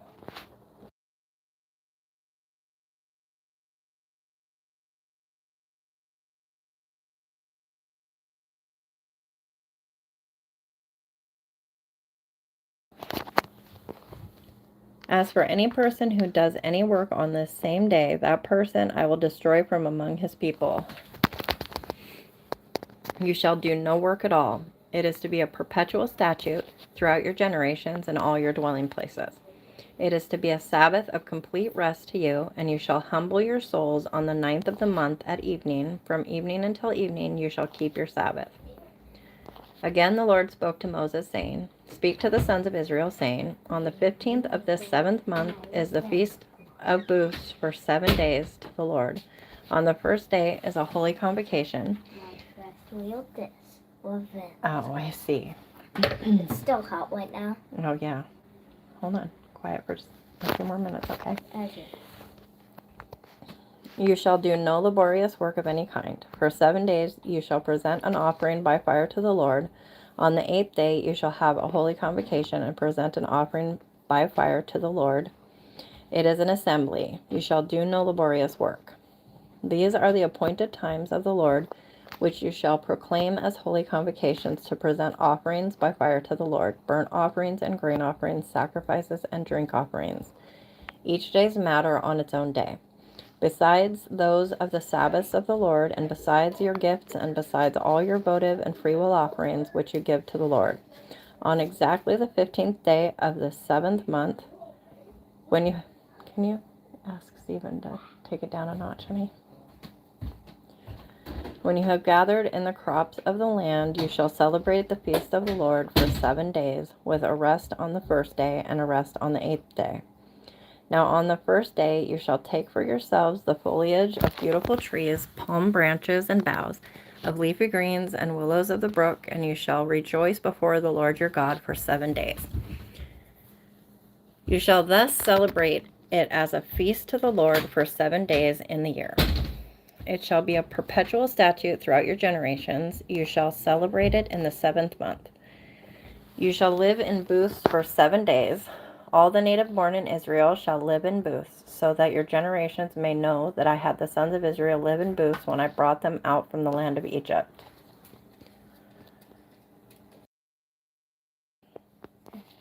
I am the Lord your God. So Moses declared to the sons of Israel the appointed times of the Lord. And that was chapter 23.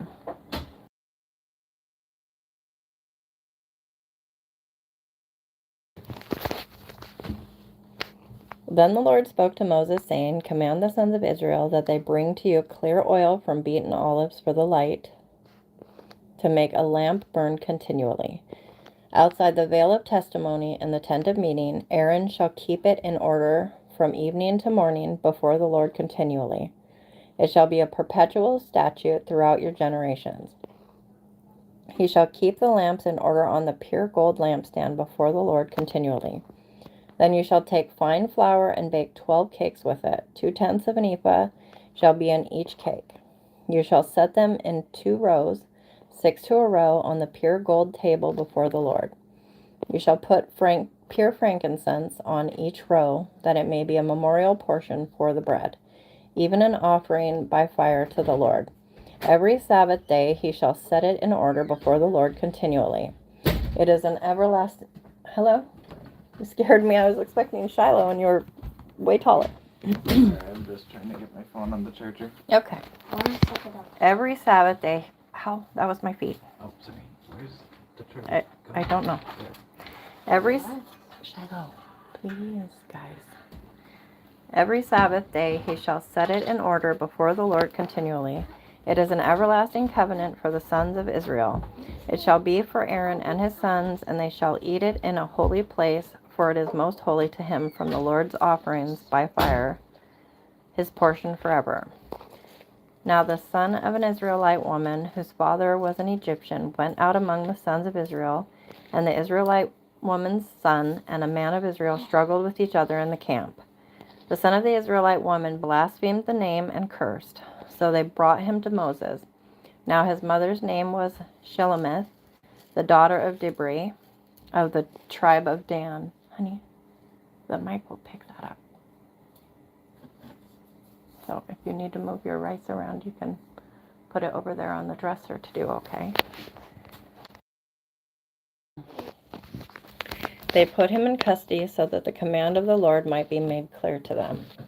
Then the Lord spoke to Moses, saying, Bring the one who has cursed outside the camp, and let all who heard him lay their hands on his head.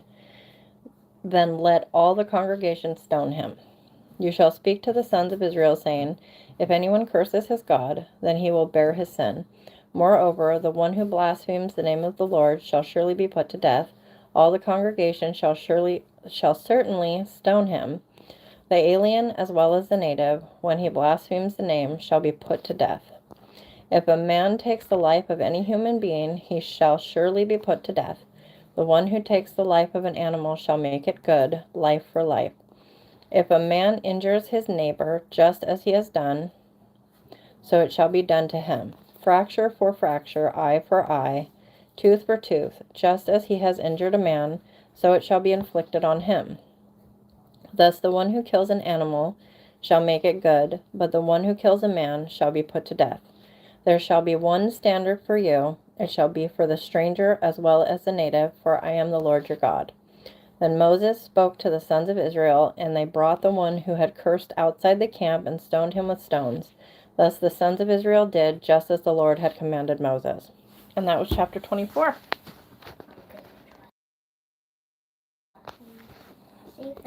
And again, I say, thank God for Jesus, right?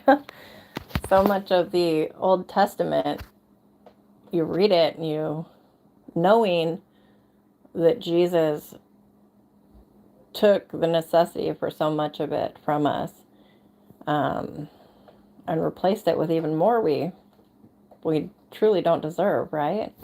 It's so powerful and amazing. You're not eating raw rice, are you? Because I can hear it crunching. That's not raw. Yeah, that is raw. That is raw rice. It's cooked now.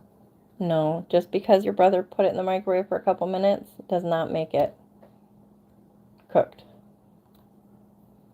You will get a bellyache. And I don't think it's good for you. Kind of tastes good. It kind of tastes good. Well, some things taste good, but it's like if I were to give you some regular milk instead of A2, it might taste the same as A2, but your body's not going to accept it the way it accepts A2, right? Will I die? No. No, but there is some cooked rice in the fridge, I believe. So why don't you get that?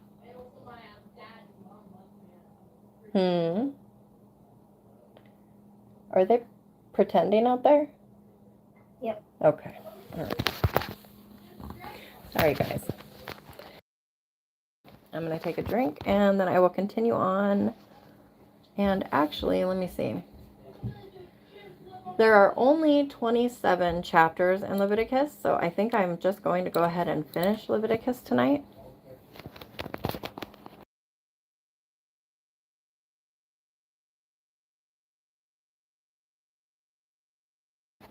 Yes, it is sometimes very hard to understand them. No, you don't have to deep fry them, but they usually are boiled or... Oh, that's a kitten up there. Okay, hold it with both hands, please. Yeah. Don't want all the way on. Yeah. Yes, raw rice. Makes my teeth hurt thinking about it, huh? Okay. The Lord then spoke to Moses at Mount Sinai, saying, Speak to the sons of Israel, and say to them, When you come into the land which I shall give you, then the land shall have a Sabbath to the Lord. 6 years you shall sow your field, and 6 years you shall prune your vineyard and gather in its crop. But during the 7th year the land shall have a Sabbath rest, a Sabbath to the Lord. You shall not sow your field, nor prune your vineyard. Your harvests after growth you shall not reap, and your grapes of untrimmed vines you shall not gather. The land shall have a sabbatical year. All of you shall have the Sabbath products of the land for food yourself, and your male and female slaves, and your hired man, and your foreign resident, those who live as aliens with you. Even your cattle and the animals that are in your land shall have all its crops to eat. You are also to count off 7 Sabbaths of years for yourself, 7 times 7 years, so that you have the time of the 7 Sabbaths of years, namely 49 years. You shall then sound a ram's horn abroad on the 10th day of the 7th month, on the Day of Atonement. You shall sound a horn all through your land. You shall thus consecrate the 50th year and proclaim a release through the land to all its inhabitants. It shall be a jubilee for you, and each of you shall return to his own property, and each of you shall return to his family.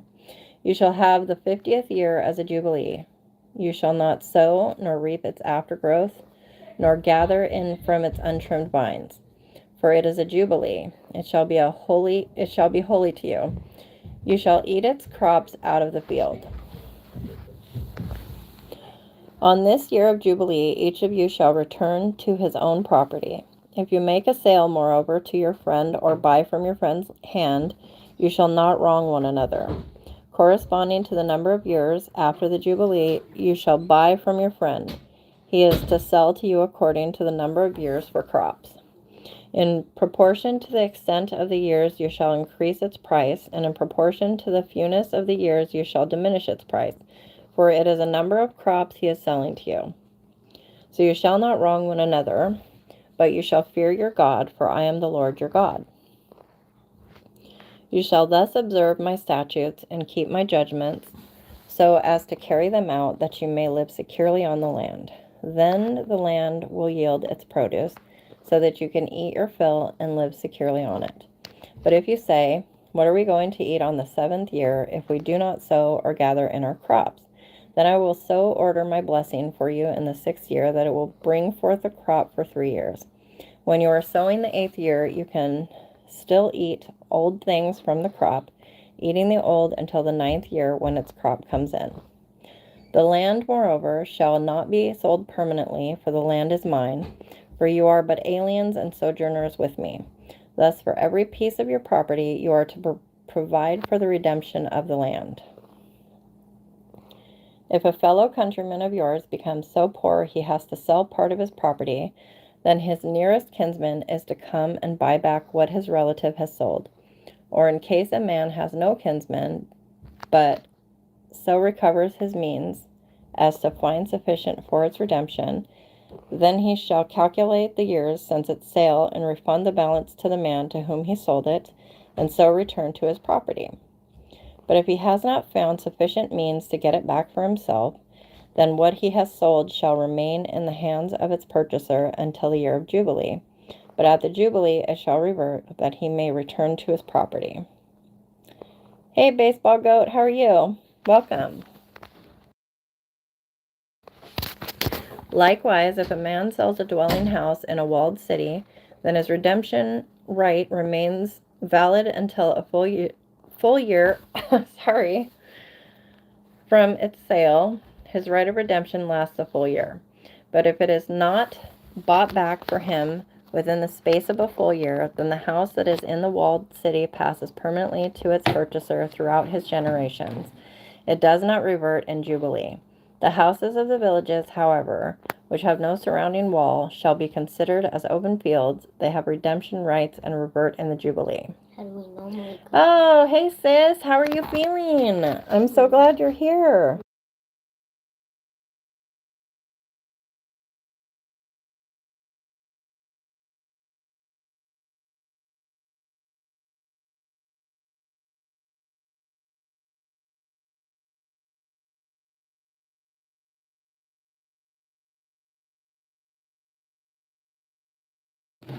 Well, that's good. I'm glad you're alive. Are you feeling better?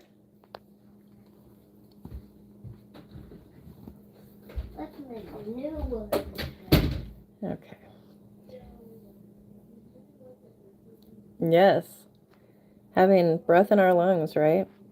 As for cities of the Levites have a permanent right of redemption for the houses of the cities which are their possession.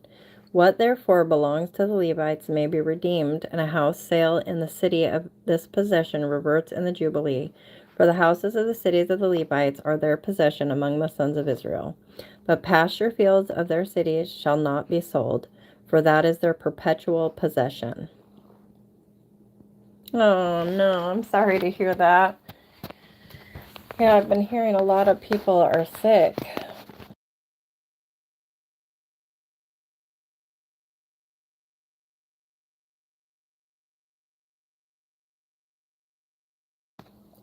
Welcome to those just coming in. If you need prayer, please don't hesitate to ask. And I am still, of course, praying for you to get well. I've been praying for you every day. Every time I think of you. Now, in case a countryman of yours becomes poor, and his means with regard to you falter, then you are to sustain him like a stranger or a sojourner, that he may live with you. Do not take usurious interest from him, but revere your God, that your countrymen may live with you. You shall not give him your silver at interest, nor your food for gain. I am the Lord your God, who brought you out of the land of Egypt to give you the land of Canaan and to be your God. If a countryman of yours becomes so poor with regards to you that he sells himself to you, you shall not subject him to a slave's service. He shall be with you as a hired man, as if he were a sojourner. He shall serve with you until the year of Jubilee. He shall then go out from you, he and his sons with him, and shall go back to his family, that he may return to the property of his forefathers. For they are my servants whom I brought out from the land of Egypt. They are not to be sold in a slave sale. You shall not rule over him with severity, but are to revere your God. As for your male and female slaves whom you may have, you may acquire male and female slaves from the pagan nations that are around you. Then, too, it is out of the sons of the sojourners who live as aliens among you that you may gain acquisition, and out of their families who are with you, whom they will have produced in your land, they also may become your possession. You may even bequeath them with your sons after you to receive as a possession. You can use them as permanent slaves. But in respect to your countrymen, the sons of Israel, you shall not rule with severity over one another. Now, if the means of a stranger or of a sojourner with you becomes sufficient, and a countryman of yours becomes so poor with regard to him as to sell himself to a stranger who is sojourning with you, or to the descendants of a stranger's family. Oh, you know what time it is, Hugo. You hear it coming? Yep, there he goes. I knew you were gonna say something. Chugga chugga chugga chugga choo choo. Sorry guys. I'm gonna put it on actually let me try to get this last sentence in at least. Then he shall have redemption right after he has been sold. So I will pick up there after this guy goes by.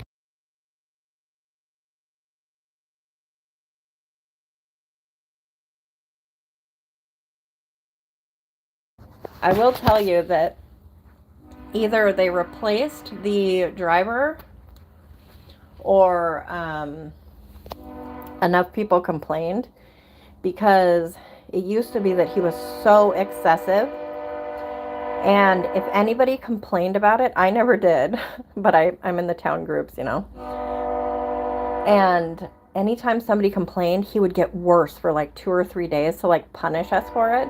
So if anybody would mention it, everybody would be like, no, don't say anything. But it was too late. And I will tell you, there were some nights that, oh man, I was not pleased with him.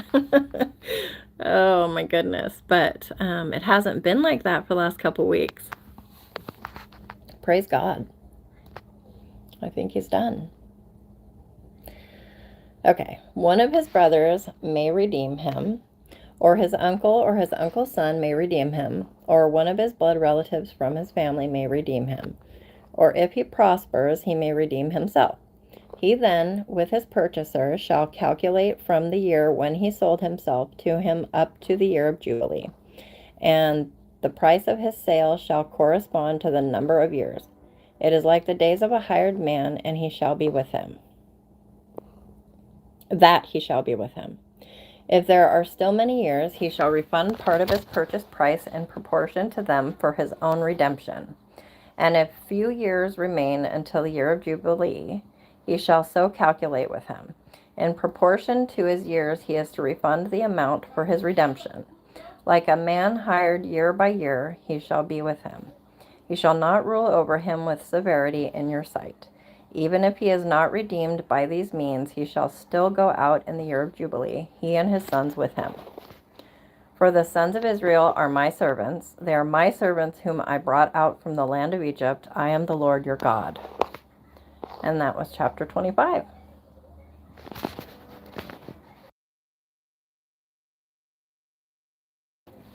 Oh, you don't have trains where you're at? When I was a kid, there were 2 trains, but they were blocks away, so we'd hear them, but it was, gently, unless we walked downtown.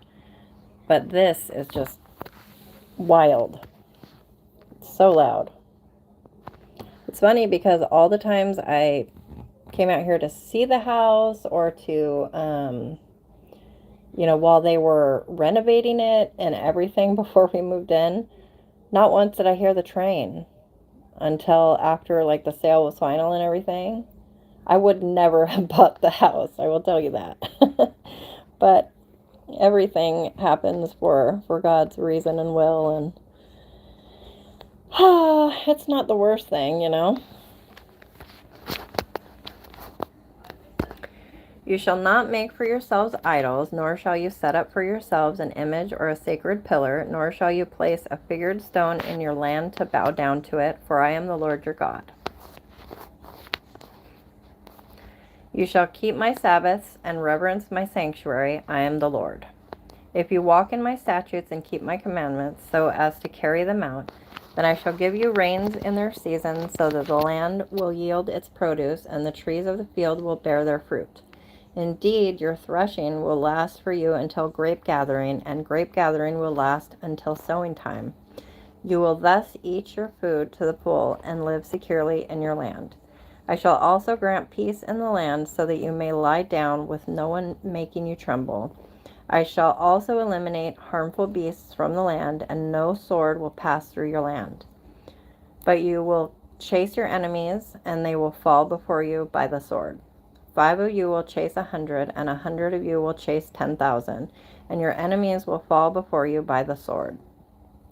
So I will turn toward you and make you fruitful and multiply you, and I will confirm my covenant with you. You will eat the old supply and clear out the old because of the new. Moreover, I will make my dwelling among you, and my soul will not reject you. I will also walk among you and be your God, and you shall be my people.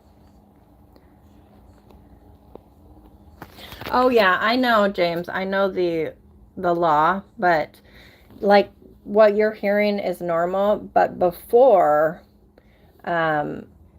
he was doing it several more times than necessary, because I looked up like how much they're supposed to do or what it means, because it started getting so excessive. And when there is, I can't remember exactly off the top of my head, but when there's a certain type of crossing, they do it so many times, and when there's a different type of crossing, it's different. So on the one where like arms don't come down, it has to be more or something like that. But he will be blaring his horn, I don't even know how many times in like a 2-block stretch, just and he would definitely do more when people complained. But either way, I mean, like I said, it's not the worst thing. I am the Lord your God, who brought you out of the land of Egypt, so that you would not be their slaves, and I broke the bars of your yoke and made you walk erect.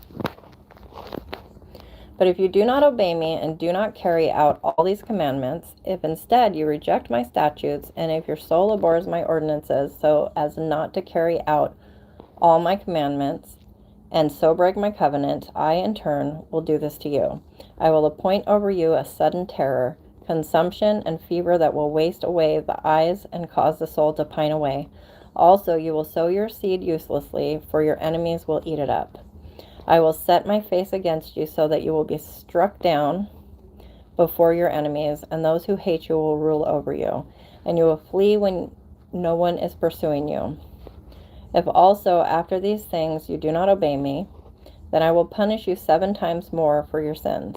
I will also break down your pride of power. I will also make your sky like iron and your earth like bronze. Your strength will be spent uselessly, for your land will not yield its produce, and the trees of the land will not yield their fruit.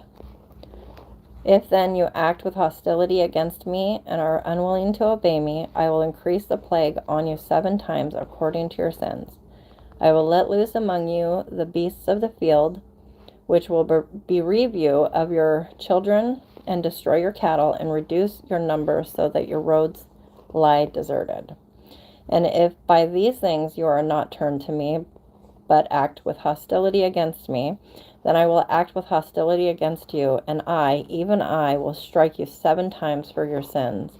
I will also bring upon you a sword which will execute vengeance for the covenant, and when you gather together into your cities, I will send pestilence among you, so that you shall be delivered into enemy hands. When I break your staff of bread, 10 women will bake your bread in one oven, and they will bring back your bread in rationed amounts, so that you will eat and not be satisfied.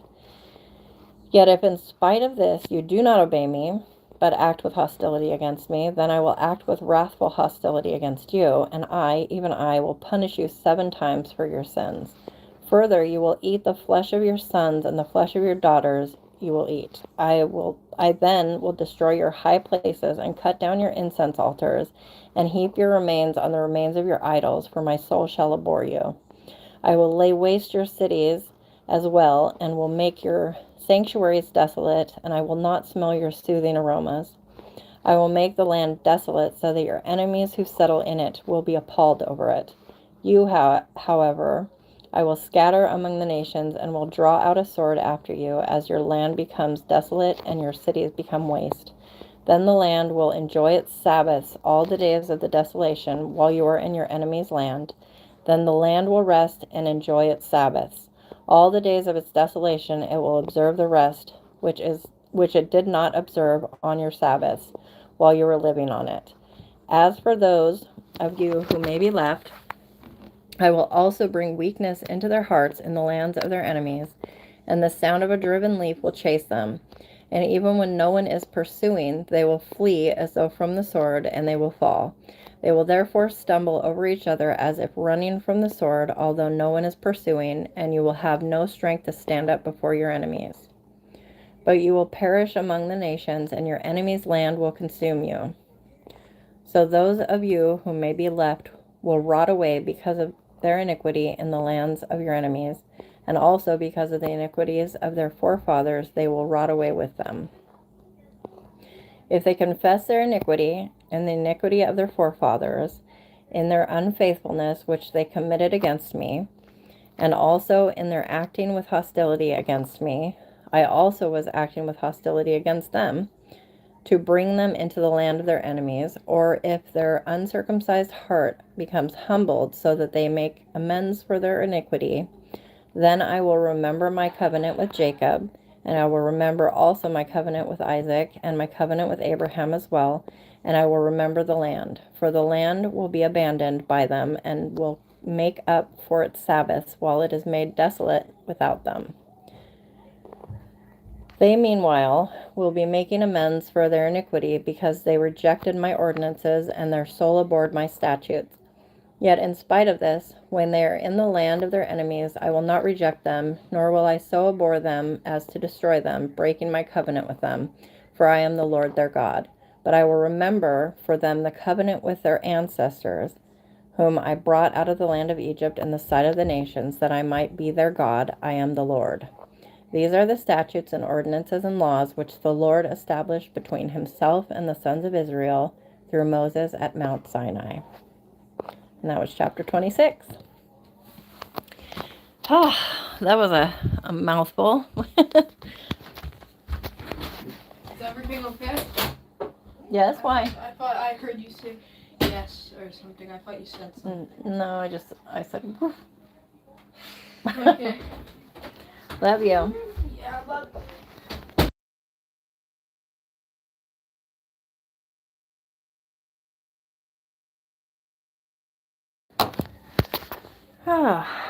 Ooh, I see we have more people joining us. Welcome.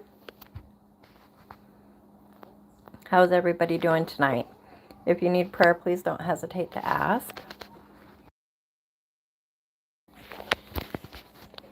Again, the Lord spoke to Moses, saying, "Speak to the sons of Israel and say to them, when a man makes a difficult vow, he shall be valued according to your valuation of persons belonging to the Lord. If your valuation is of the male from 20 years even to 60 years old, then your valuation shall be 50 shekels of silver after the shekel of the sanctuary. Or if it is a female, then your valuation shall be 30 shekels.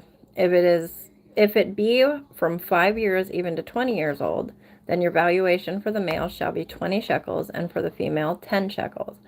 But if they are from a month even up to 5 years old, then your valuation shall be 5 shekels of silver for the male, and for the female your valuation shall be 3 shekels of silver. If they are from 60 years old and upward, if it is a male, then your valuation shall be 15 shekels, and for the female 10 shekels. But if he is poorer than your valuation, then he shall be placed before the priest, and the priest shall value him. According to the means of the one who vowed, the priest shall value him. Now, if it is an animal of the kind which men can present as an offering to the Lord, any such that one gives to the Lord shall be holy. He shall not replace it or exchange it, a good for a bad, or a bad for a good, or if he does exchange animal for animal, then both it and its substitute shall become holy. If, however, it is any unclean animal of the kind which men do not present as an offering to the Lord, then he shall place the animal before the priest. The priest shall value it as either good or bad, as you, the priest, value it, so it shall be. But if he should ever wish to redeem it, then he shall add 1/5 of it to your valuation. Now, if a man consecrates his house as holy to the Lord, then the priest shall value it as either good or bad, as the priest values it, so it shall stand. Yet if the one who consecrates it should wish to redeem his house, then he shall add 1/5 of your valuation price to it, so that it may be his. Again, if a man consecrates to the Lord part of the fields of his own property, then your valuation shall be proportionate to the seed needed for it, a homer of barley seed at 50 shekels of silver. If he consecrates his field as of the year of Jubilee, according to your valuation, it shall stand. If he consecrates his field after the Jubilee, however, then the priest shall calculate the price for him, proportionate to the years that are left until the year of Jubilee, and it shall be deducted from your valuation. If the one who consecrates it should ever wish to redeem the field, then he shall add 1/5 of your valuation price to it, so that it may pass to him. Yet if he will not redeem the field, but has sold the field to another man, it may no longer be redeemed. And when it reverts in the Jubilee, the field shall be holy to the Lord, like a field set apart. It shall be for the priest as his property. Or if he consecrates to the Lord a field which he has bought, which is not a part of the field of his own property, then the priest shall calculate for him the amount of your valuation up to the year of Jubilee, and he shall on that day give your valuation as holy to the Lord. In the year of Jubilee, the field shall return to the one from whom he bought it, to whom the possession of the land belongs. Every valuation of yours, moreover, shall be after the shekel of the sanctuary. The shekel shall be 20 gerahs. However, a firstborn among animals, which as a firstborn belongs to the Lord, no man may consecrate it, whether ox or sheep, it is the Lord's. But if it is among the unclean animals, then he shall redeem it according to your valuation and add to it 1/5 of it. And if it is not redeemed, then it shall be sold according to your valuation. Nevertheless, anything which a man sets apart to the Lord out of all that he has, of man or animal, or of the field of his own property, shall not be sold or redeemed. Anything devoted to destruction is most holy to the Lord. No one who may have been set apart among men shall be ransomed. He shall surely be put to death. Thus all the tithe of the land, of the seed of the land, or of the fruit of the tree is the Lord's. It is holy to the Lord.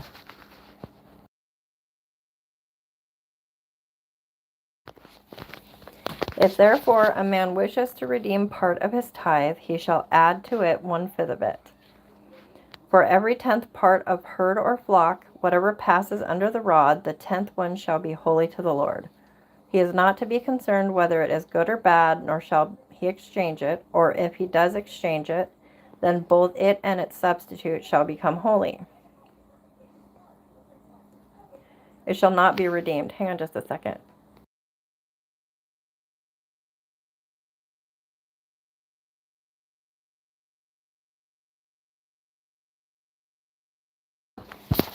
Sorry. These are the commandments which the Lord commanded Moses for the sons of Israel at Mount Sinai. And we have read Leviticus. So now we're headed into Numbers. Wow. Are you guys excited for numbers? I cannot say that I am excited.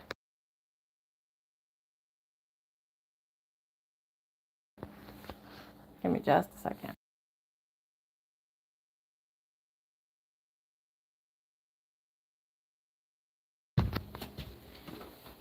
I'm going to nab my son for a moment.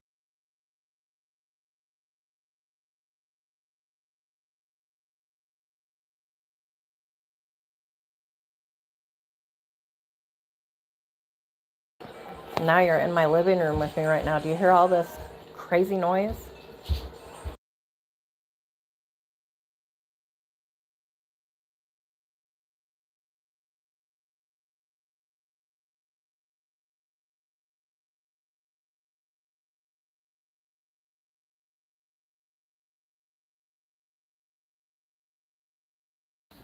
Hello, I have been asked to read Numbers while Mama Church goes to the loo.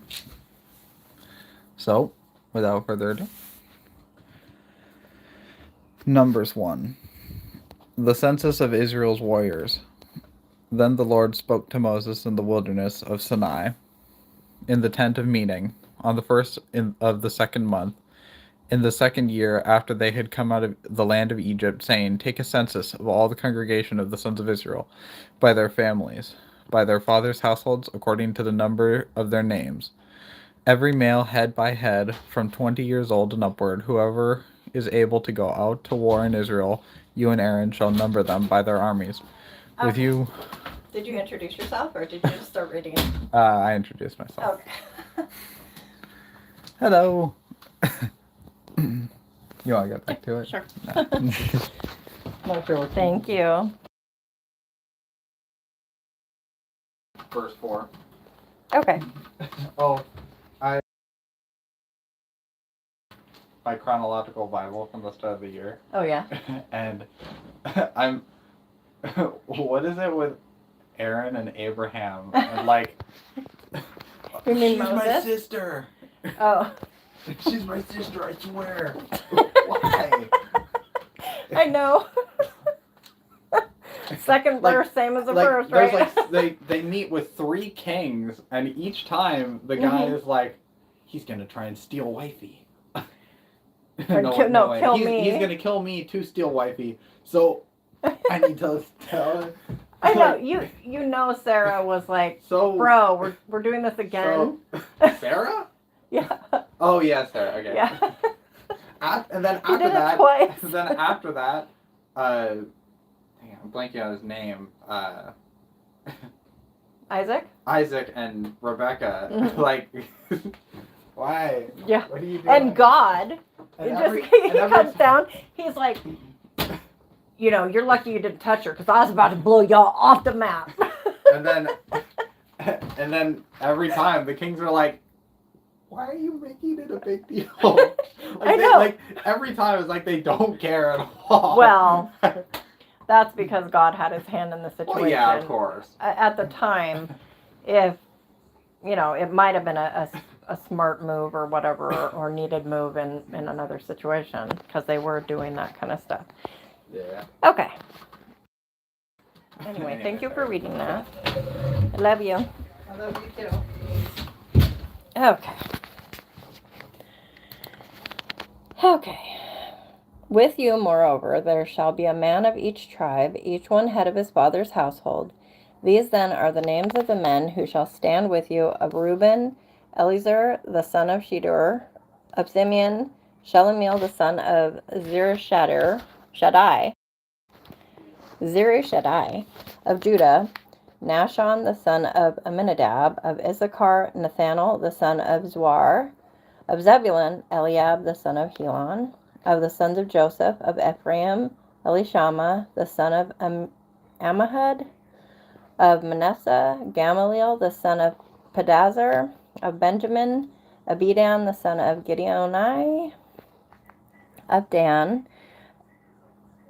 Ahiezer the son of Ammishaddai; of Asher, Pagiel the son of Okran; of Gad, Eliasaph the son of Deuel; of Naphtali, Ahira the son of Enan; These are they who were called of the congregation, the leaders of their fathers' tribes. They were the heads of divisions of Israel. Goodness, that took a deep breath. So Moses and Aaron took these men who had been designated by name, and they assembled all the congregation together on the first of the second month. Then they registered by ancestry in their families, by their fathers' households, according to the number of names, from 20 years old and upward, head by head, just as the Lord had commanded Moses. So he numbered them in the wilderness of Sinai. Now the sons of Reuben, Israel's firstborn, their genealogical registration by their families, by their fathers' households, according to the number of names, head by head, every male from 20 years old and upward, whoever was able to go out to war, their numbered men of the tribe of Reuben were 46,500. Welcome to those just coming in. I have decided to go ahead and continue on into Numbers.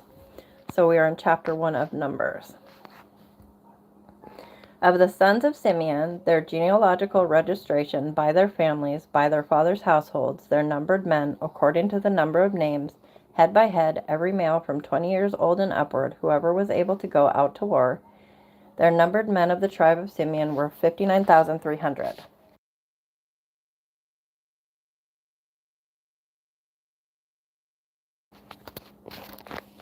Of the sons of Gad, their genealogical registration by their families, by their fathers' households, according to the number of names, from 20 years old and upward, whoever was able to go out to war, their numbered men of the tribe of Gad was 45,650. Of the sons of Judah, their genealogical registration by their families, their fathers' households, according to the number of names, from 20 years old and upward, whoever was able to go out to war, their numbered men of the tribe of Judah was 74,600.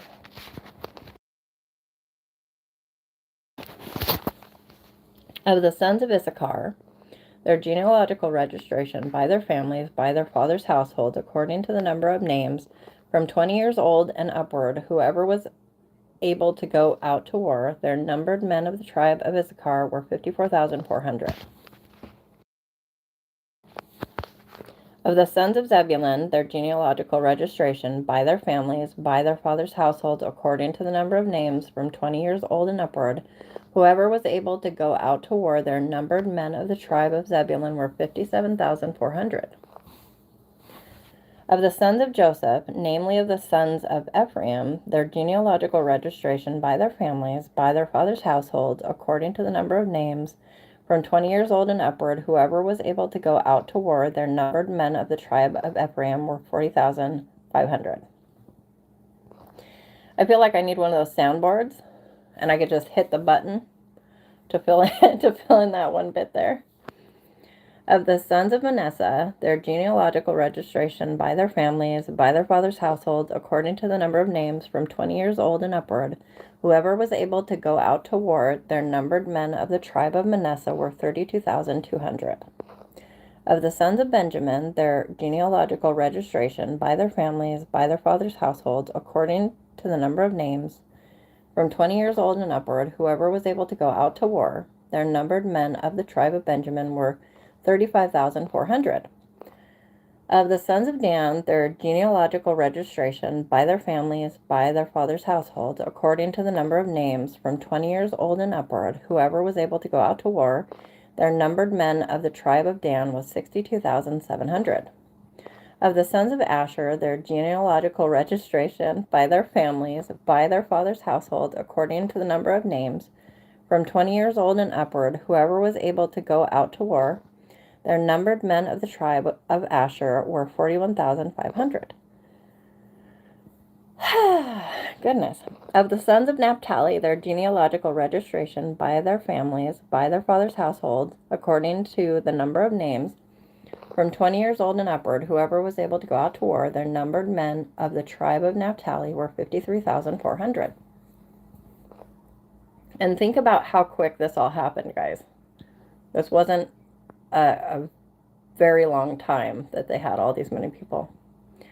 These are the ones who were numbered, whom Moses and Aaron numbered with the leaders of Israel, 12 men, each of whom was of his father's household. So all the numbered men of the sons of Israel by their fathers' households, from 20 years old and upward, whoever was able to go out to war in Israel, even all the numbered men were 603,550. The Levites, however, were not numbered among them by their father's tribe. For the Lord had spoken to Moses, saying, Only the tribe of Levi you shall not number, nor shall you take their census among the sons of Israel. But you shall appoint the Levites over the tabernacle of the testimony, and over all its furnishings, and over all that belongs to it. They shall carry the tabernacle and all its furnishings, and they shall take care of it. They shall also camp around the tabernacle. Oh, hey. Hi, Philip. Wow, Australia. Oops, I'm dropping stuff. Sorry, that was probably very loud. I would love to pray for you. Did you want to share more about what's going on, or do you just want me to lift you up? And I assume your name is Philip? Welcome. I'm so glad you're here.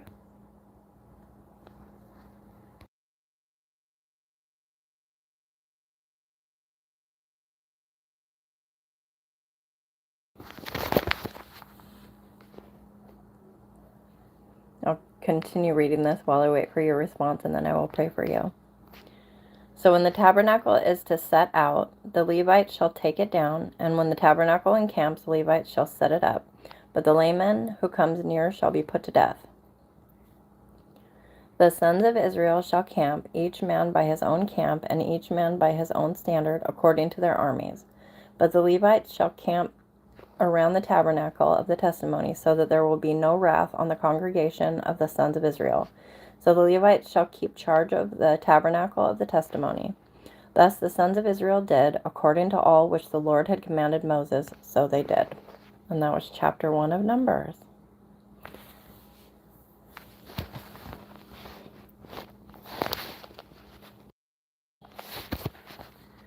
So I'm not seeing a response. I'm just going to go ahead and pray for you. Father God, I lift up Philip to you. I ask that you just wrap your loving arms around this brother, Lord, and give him peace and strength to endure whatever it is he has going on in his life right now. Lord, help him to be strong, help him to trust in you and be patient and wait on you, Lord. And I ask that you just give him peace and love and help him to feel your presence. And we thank you, Father, and we thank you that he's found this stream. In Jesus' name, amen. God bless you, brother. I'm glad you're here. Now the Lord spoke to Moses and to Aaron, saying, The sons of Israel shall camp, each by his own standard, with the banners of their fathers' households. They shall camp around the tent of meeting at a distance. Now those who camp on the east side toward the sunrise shall be of the standard of the camp of Judah, but their armies and the leader of the sons of Judah, Nahshon, the son of Amminadab, and his army, even their numbered men, 74,600.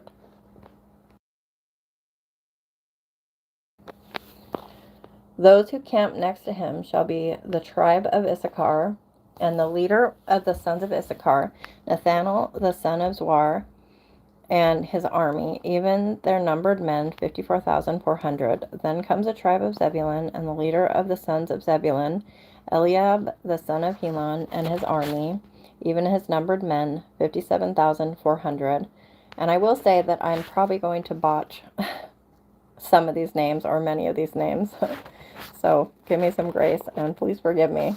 I would love if anybody knows when I'm wrong. If you would tell me the pronunciation, I will correct myself. The total of the numbered men of the camp of Judah, 186,400, by their armies, they shall set out first. On the south side shall be the standard of the camp of Reuben, by their armies, and the leader of the sons of Reuben, Eliezer the son of Shedeur, and his army, even their numbered men, 46,500. Those who camp next to him shall be the tribe of Simeon, and the leader of the sons of Simeon, Shelumiel, the son of Zurishaddai, and his army, even their numbered men, 59,300. Then comes the tribe of Gad, and the leader of the sons of Gad, Eliasaph, the son of Deuel, and his army, even their numbered men, 45,650. The total of the numbered men of the camp of Reuben, 151,450, by their armies, and they shall set out second. Then the tent of meeting shall set out with the camp of the Levites in the midst of the camps, just as they camp, so they shall set out, every man in his place by their standards. On the west side shall be the standard of the camp of Ephraim by their armies, and the leader of the sons of Ephraim shall be Elishama, the son of Ammihud, and his army, even their numbered men, 40,500. Next to him shall be the tribe of Manasseh, and the leader of the sons of Manasseh, Gamaliel, and the son of Pedazur, and his army, even their numbered men, 32,200. Then comes the tribe of Benjamin, and the leader of the sons of Benjamin, Abidan, the son of Gideoni, and his army, even their numbered men, 35,400. The total of the numbered men of the camp of Ephraim, 108,100, by their armies, and they shall set out third. On the north side shall be the standard of the camp of Dan by their armies, and the leader of the sons of Dan, Ahiezer, the son of Ammishaddai. I don't know why I trip on that every time. Ammishaddai. I feel like that's right. Because I know like El Shaddai. I know how to pronounce Shaddai. So, Ammishaddai and his army, even their numbered men, 62,700. Those who camp next to him shall be the tribe of Asher, and the leader of the sons of Asher, Pagiel, the son of Ochran, and his army, even their numbered men, 41,500. Then comes the tribe of Naphtali, and the leader of the sons of Naphtali, Ahira, the son of Enan, and his army, even their numbered men, 53,400. Give me just a second to take a drink.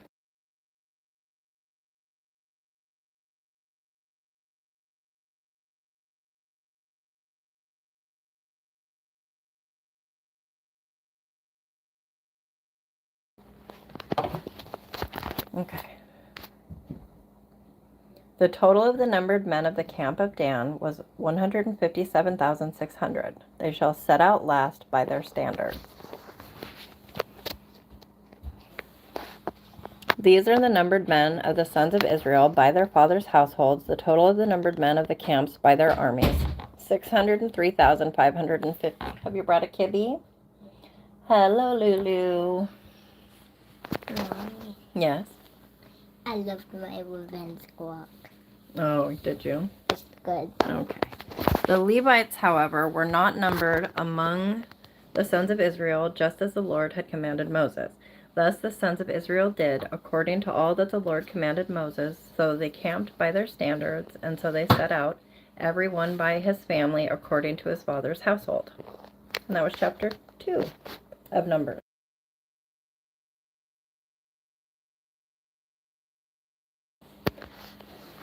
Now these are the records of the generations of Aaron and Moses at the time when the Lord spoke with Moses on Mount Sinai. These, then, are the names of the sons of Aaron. Here we go. You guys. Nadab the firstborn, and Abihu, Eleazar, and Ithamar. These are the names of the sons of Aaron, the anointed priests, whom he ordained to serve as priests. But Nadab and Abihu died before the Lord when they offered strange fire before the Lord in the wilderness of Sinai, and they had no children. So Eleazar and Ithamar served as priests in the lifetime of their father Aaron. Then the Lord, you're probably going to hear my kitten licking and snarfing. Huh? Humbaloo. Have you been noisy? Yes. Then the Lord spoke to Moses, saying, "Bring the tribe of Levi near, and set them before Aaron the priest, that they may serve him. They shall perform the duties for him and for the whole congregation before the tent of meeting to do the service of the tabernacle. They shall also keep all the furnishings of the tent of meeting, along with the duties of the sons of Israel, to do the service of the tabernacle. You shall thus give the Levites to Aaron and to his sons. They are wholly given to him from among the sons of Israel. So you shall appoint Aaron and his sons, that they may keep their priesthood, but the layman who comes near shall be put to death. You want to go over there and play with your brother? Go ahead. Are you purring? You're so sweet. Again the Lord, hold on. Again the Lord spoke to Moses, saying, Now behold, I have taken the Levites from among the sons of Israel, instead of every firstborn, the first issue of the womb among the sons of Israel. So the Levites shall be mine, for all the firstborn are mine. On the day that I struck down all the firstborn in the land of Egypt, I sanctified to myself all the firstborn in Israel, from man to beast. They shall be mine. I am the Lord. Welcome to those just coming in. I put that on me. Yeah. Then the Lord spoke to Moses in the wilderness of Sinai, saying, Number the sons of Levi by their fathers' households, by their families, every male from a month old and upward you shall number. So Moses numbered them according to the word of the Lord, just as he had been commanded. These then are the sons of Levi by their names, Gershon and Kohath and Merari. Careful. You okay? Tuck. These are the names of the sons of Gershon by their families, Libni and Shimei, and the sons of Kohath by their families, Amram and Izhar, Hebron and Uzziel, and the sons of Merari by their families, Mali and Mushi. These are the families of the Levites according to their fathers' households. Of Gershon was the family of the Libnites, and the family of the Shimeites. These were the families of the Gershonites. Their numbered men, in the numbering of every male from a month old and upward, even their numbered men, were 7,500. The families of the Gershonites were to camp behind the tabernacle westward, and the leader of the fathers' households of the Gershonites was Eliasaph, the son of Lael. Now the duties of the sons of Gershon in the tent of meeting involved the tabernacle and the tent, its covering, and the screen for the doorway of the tent of meeting, and the hangings of the court, and the screen for the doorway of the court, which is around the tabernacle and the altar, and its cords according to all the service concerning them. Of Kohath was the family of Amramites, and the family, Kitten, come on, here, family of the Israelites, and the family of the Hebronites, and the family of Uzzielites. These were the families of the Kohathites. In the numbering of every male from a month old and upward, there were 8,600 performing the duties of the sanctuary. The families of the sons of Kohath were to camp on the southward side of the tabernacle, and the leader of the fathers' household of the Kohathite families was Elizaphan, the son of Uzziel. Now their duties involved the ark, the table, the lampstand, the altars, and the utensils of the sanctuary with which they minister, and the screen and all the service concerning them. And Eleazar, the son of Aaron, the priest, was, you're snarfing, kitten, chief of the leaders of Levi, and had the oversight of those who performed the duties of the sanctuary. Oopsie. None your business, broski. Numbers 31:17. God commanded the killing of kids. Christianity's day. Oh. Bye. God bless. Or Merari was the family of the Mahalites and the family of the Mushites. These were the families of Merari. Their numbered men in the numbering of every male for a month old and upward were 6,200. I know that guy. He's been in here before. I'm going to check real quick his... Oh, and Daniel's Hold on. Leviticus said hi.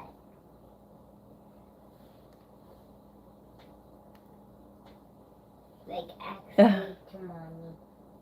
Oh, wow. Yeah, he has a past on here of saying things. I don't know why he wasn't banned before. He must have been put in timeout. He has more than one account, though. At any rate, sorry about that. One moment, please.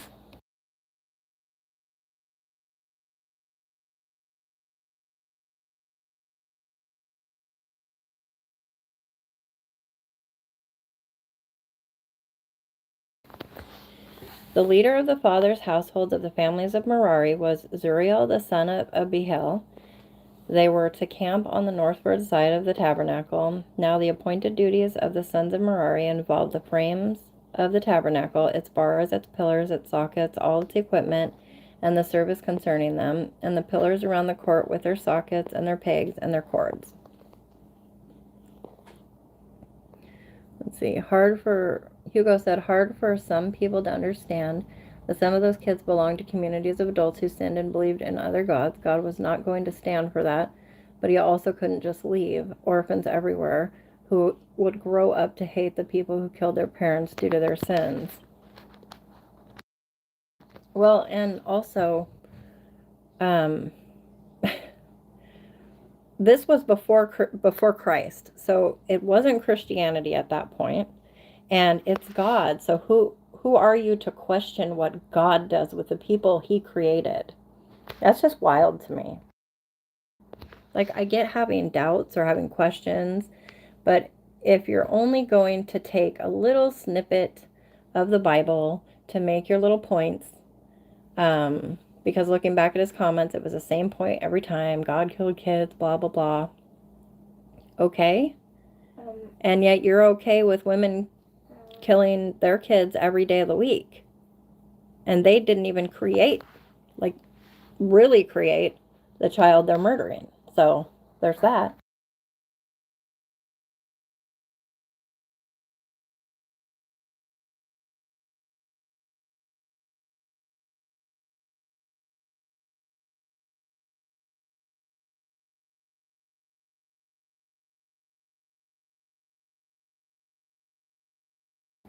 Sorry, guys.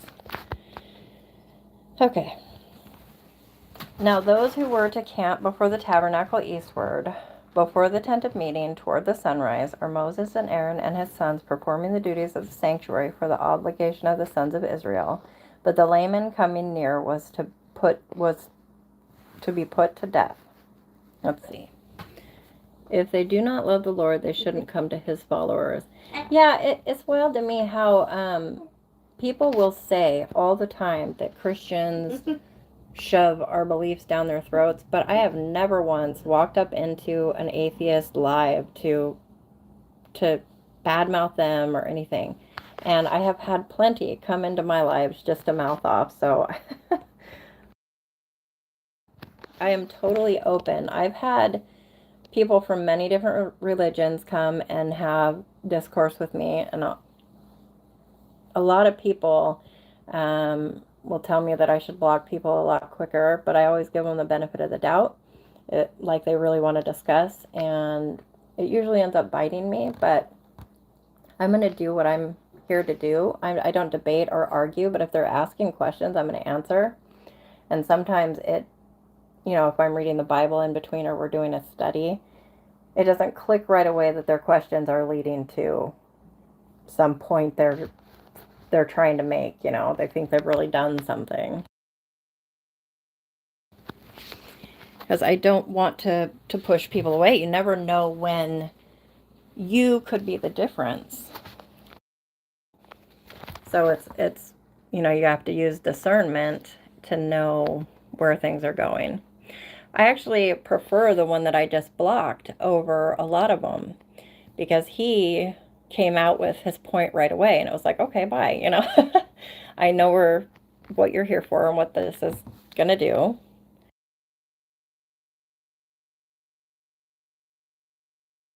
As opposed to those who ask little questions and it just seems innocent and they're curious and maybe would learn something.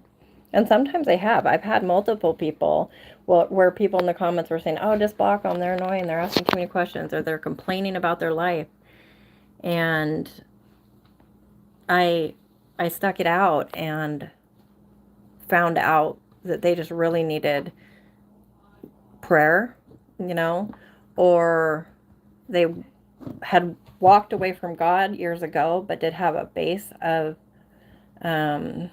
belief, a foundation, and just needed someone to encourage him to find his way back. If God himself leaves the 99 and search for the one, who am I to just immediately disregard somebody who could very well find their way back? That's why I'm here. But sometimes people are just hateful, and that's all they're here for. So I've gotten better at that, and I have also had a couple of new moderators. So that's really nice as well. And I just, people just use discernment, and if you're not sure, they can put them on timeout, or I can, because if I'm looking down reading the Bible, I'm not looking up seeing the comments, and sometimes it's a long chapter before I look up, and then, like that one guy the other night, that was wild. At any rate, love God, love people, and I'm trying my best to do that. But they definitely shouldn't. They shouldn't seek us out, but they did with Jesus, repeatedly. So I guess it's to be expected. Mommy. Yes, honey. Oh my goodness, Baloo! What is wrong? What is the matter? Okay, I hear you, my darling. I've never heard you talk so much. Are you hungry or something? Or do you need to go up? You need a potty, maybe? Here, I'll let you out. Mommy. There you go. I love you. I know that it makes... Are you coming in, princess? Okay, thank you. What? I know that it makes me sick, but I don't want to have Regular dairy? I was just thinking about that today, honey. We'll try a test tomorrow, okay? I just wanted to know that. Okay, I guess now wouldn't be a bad idea, because then you can always go to sleep if you don't feel well. It's been quite a long time since we've tried. Yeah. Okay. Only a little bit though, okay? Okay. So now that you guys heard my kitten. Oh, you're still in here being a good baby. Okay. Now, why am I suddenly at chapter 10 of Leviticus again? I must have turned my phone sideways on accident. Okay, so I'm just going to do this and go to Numbers. Were we in chapter 2 or 3 of Numbers?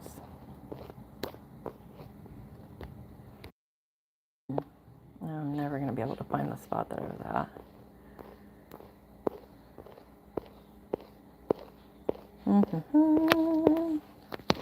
Give me just a minute while I figure this out, guys. Sorry.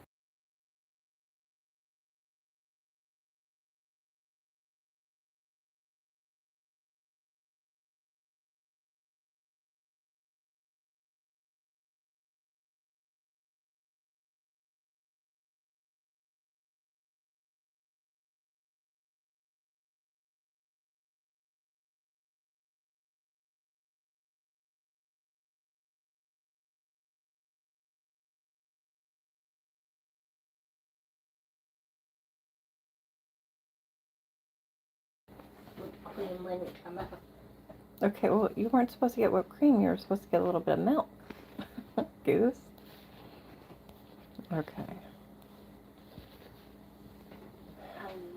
I think we are here. Does anybody remember what spot I was at? This app, I guess when you turn your phone sideways, it takes you back up to wherever you started.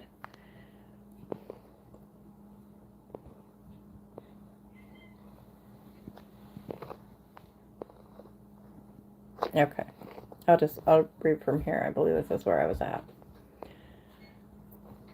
The leader of the fathers' households of the families of Merari was Jeriel the son of Abihail. They were to camp on the northward side of the tabernacle.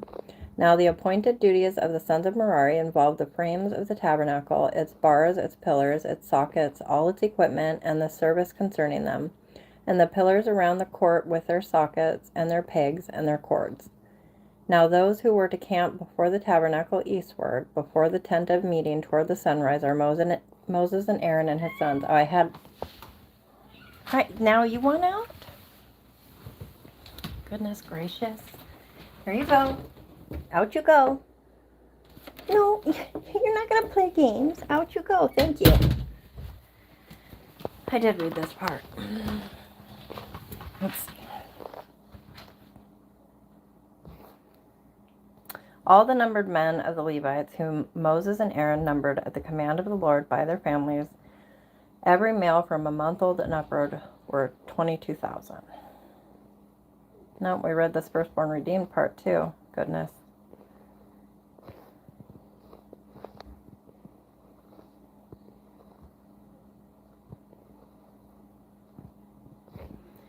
Then the Lord spoke to Moses, saying, Take the Levites instead of all the firstborn among the sons of Israel, and the cattle of the Levites, and the Levites shall be mine.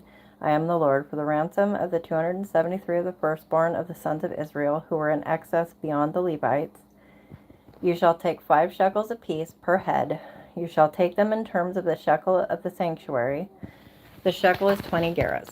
And give the money, the ransom of those who are in excess among them, to Aaron and to his sons. So Moses took the ransom money from those who were in excess, beyond those ransomed by the Levites, from the firstborn of the sons of Israel. He took the money in terms of the shekels of the sanctuary, 1,365. Then Moses gave the ransom money to Aaron and to his sons at the command of the Lord, just as the Lord had commanded Moses.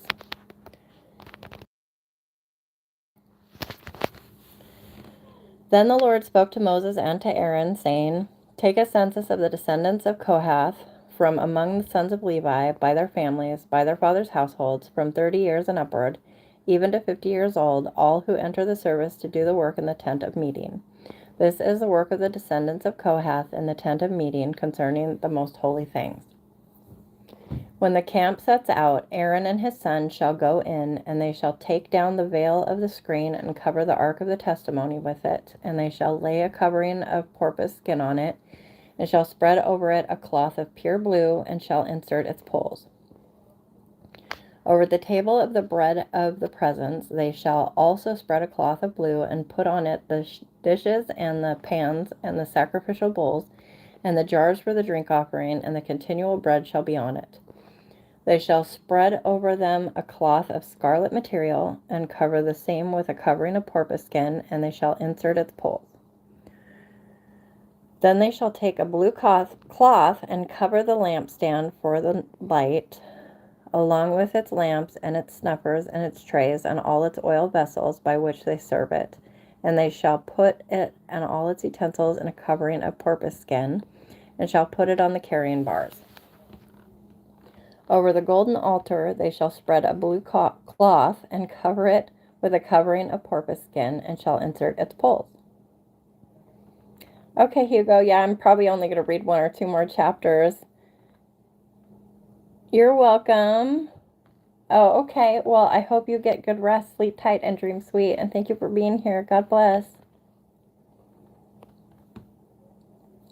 And they shall take all the utensils of service with which they serve in the sanctuary, and put them in a blue cloth, and cover them with a covering of porpoise skin, and put them on the carrying bars. Thank you. Then they shall take away the ashes from the altar, and spread a purple cloth over it.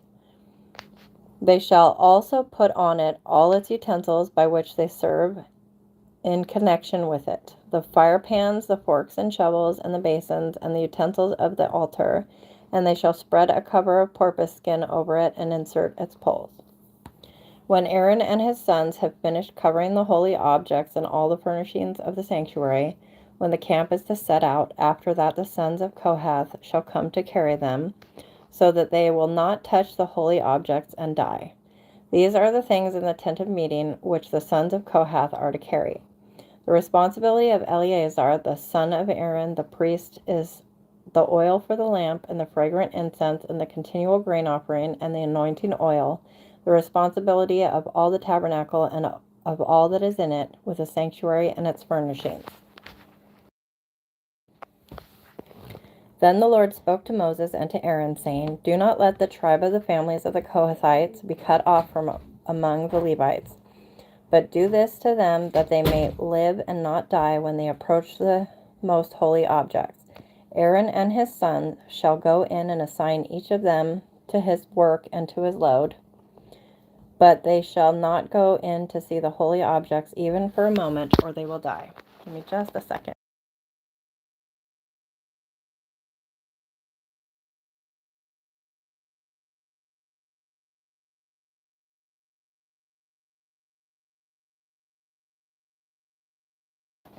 Okay. You're welcome. But they shall not go in. Okay, I've read that. Then the Lord spoke to Moses, saying, Take a census of the sons of Gershon also, by their fathers' households, by their families, from 30 years and upward to 50 years old. You shall number them. All who enter to perform the service to do the work in the tent of meeting. This is the service of the families of the Gershonites, in serving and in carrying. They shall carry the curtains of the tabernacle and the tent of meeting with its coverings, and the covering of porpoise skin that is on top of it, and the screen for the doorway of the tent of meeting. And the hangings of the court, and the screen for the doorway of the gate of the court, which is around the tabernacle and the altar, and their cords and all the equipment for their service, and all that is to be done, they shall perform.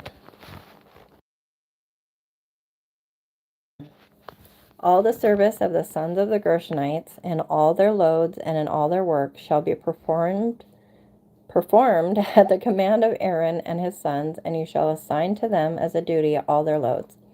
This is the service of the families of the sons of the Gershonites in the tent of meeting, and their duties shall be under the direction of Ithamar the son of Aaron the priest. As for the sons of Merari, you shall number them by their families, by their fathers' households, from 30 years and upward, even to 50 years old. You shall number them, everyone who enters the service to do the work of the tent of meeting. Now this is the duty of their loads, for all their service in the tent of meeting, the boards of the tabernacle, and its bars, and its pillars, and its sockets, and the pillars around the court, and their sockets, and their pegs, and their cords, with all their equipment, and with all their service, and you shall assign each man by name the items he is to carry.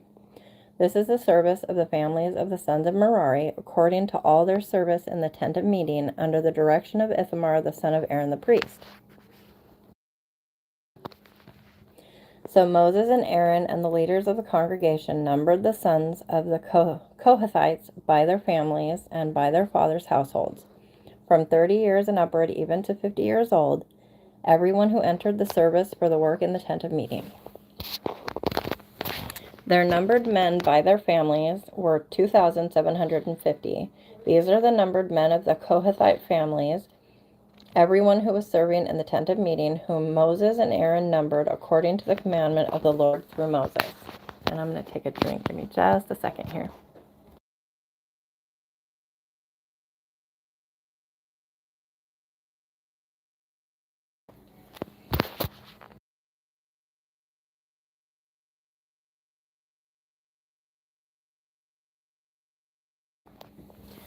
The numbered men of the sons of Gershon, by their families and by their fathers' households, from 30 years and upward, even to 50 years old, everyone who entered the service for work in the tent of meeting. Their numbered men by their families, by their fathers' households, were 2,630. These are the numbered men of the families of the sons of Gershon, everyone who was serving in the tent of meeting, whom Moses and Aaron numbered according to the commandment of the Lord. The numbered men of the families of the sons of Merari by their families, by their fathers' households, from 30 years and upward, even to 50 years old, everyone who entered the service for work in the tent of meeting.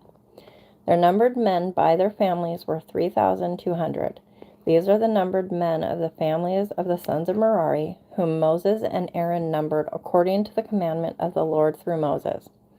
All the numbered men of the Levites, whom Moses and Aaron and the leaders of Israel numbered, by their families and by their fathers' households, from 30 years and upward, even to 50 years old, everyone who could enter to do the work of service and the work of carrying in the tent of meeting.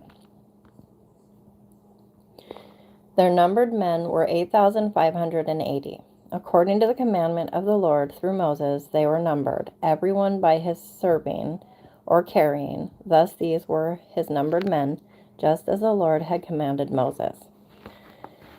Okay, and I think that's where I'm going to have to leave off tonight because my throat is sore. But I'm glad that we, broke ground on Numbers here. So that was Numbers chapter 4. And tomorrow I will pick up at chapter 5 of Numbers, and we will carry on reading the Bible in chronological order. God bless each of you. Thank you for being here with me. And if anybody ever needs prayer, please don't hesitate to reach out. You can comment on any of my videos or here in my community.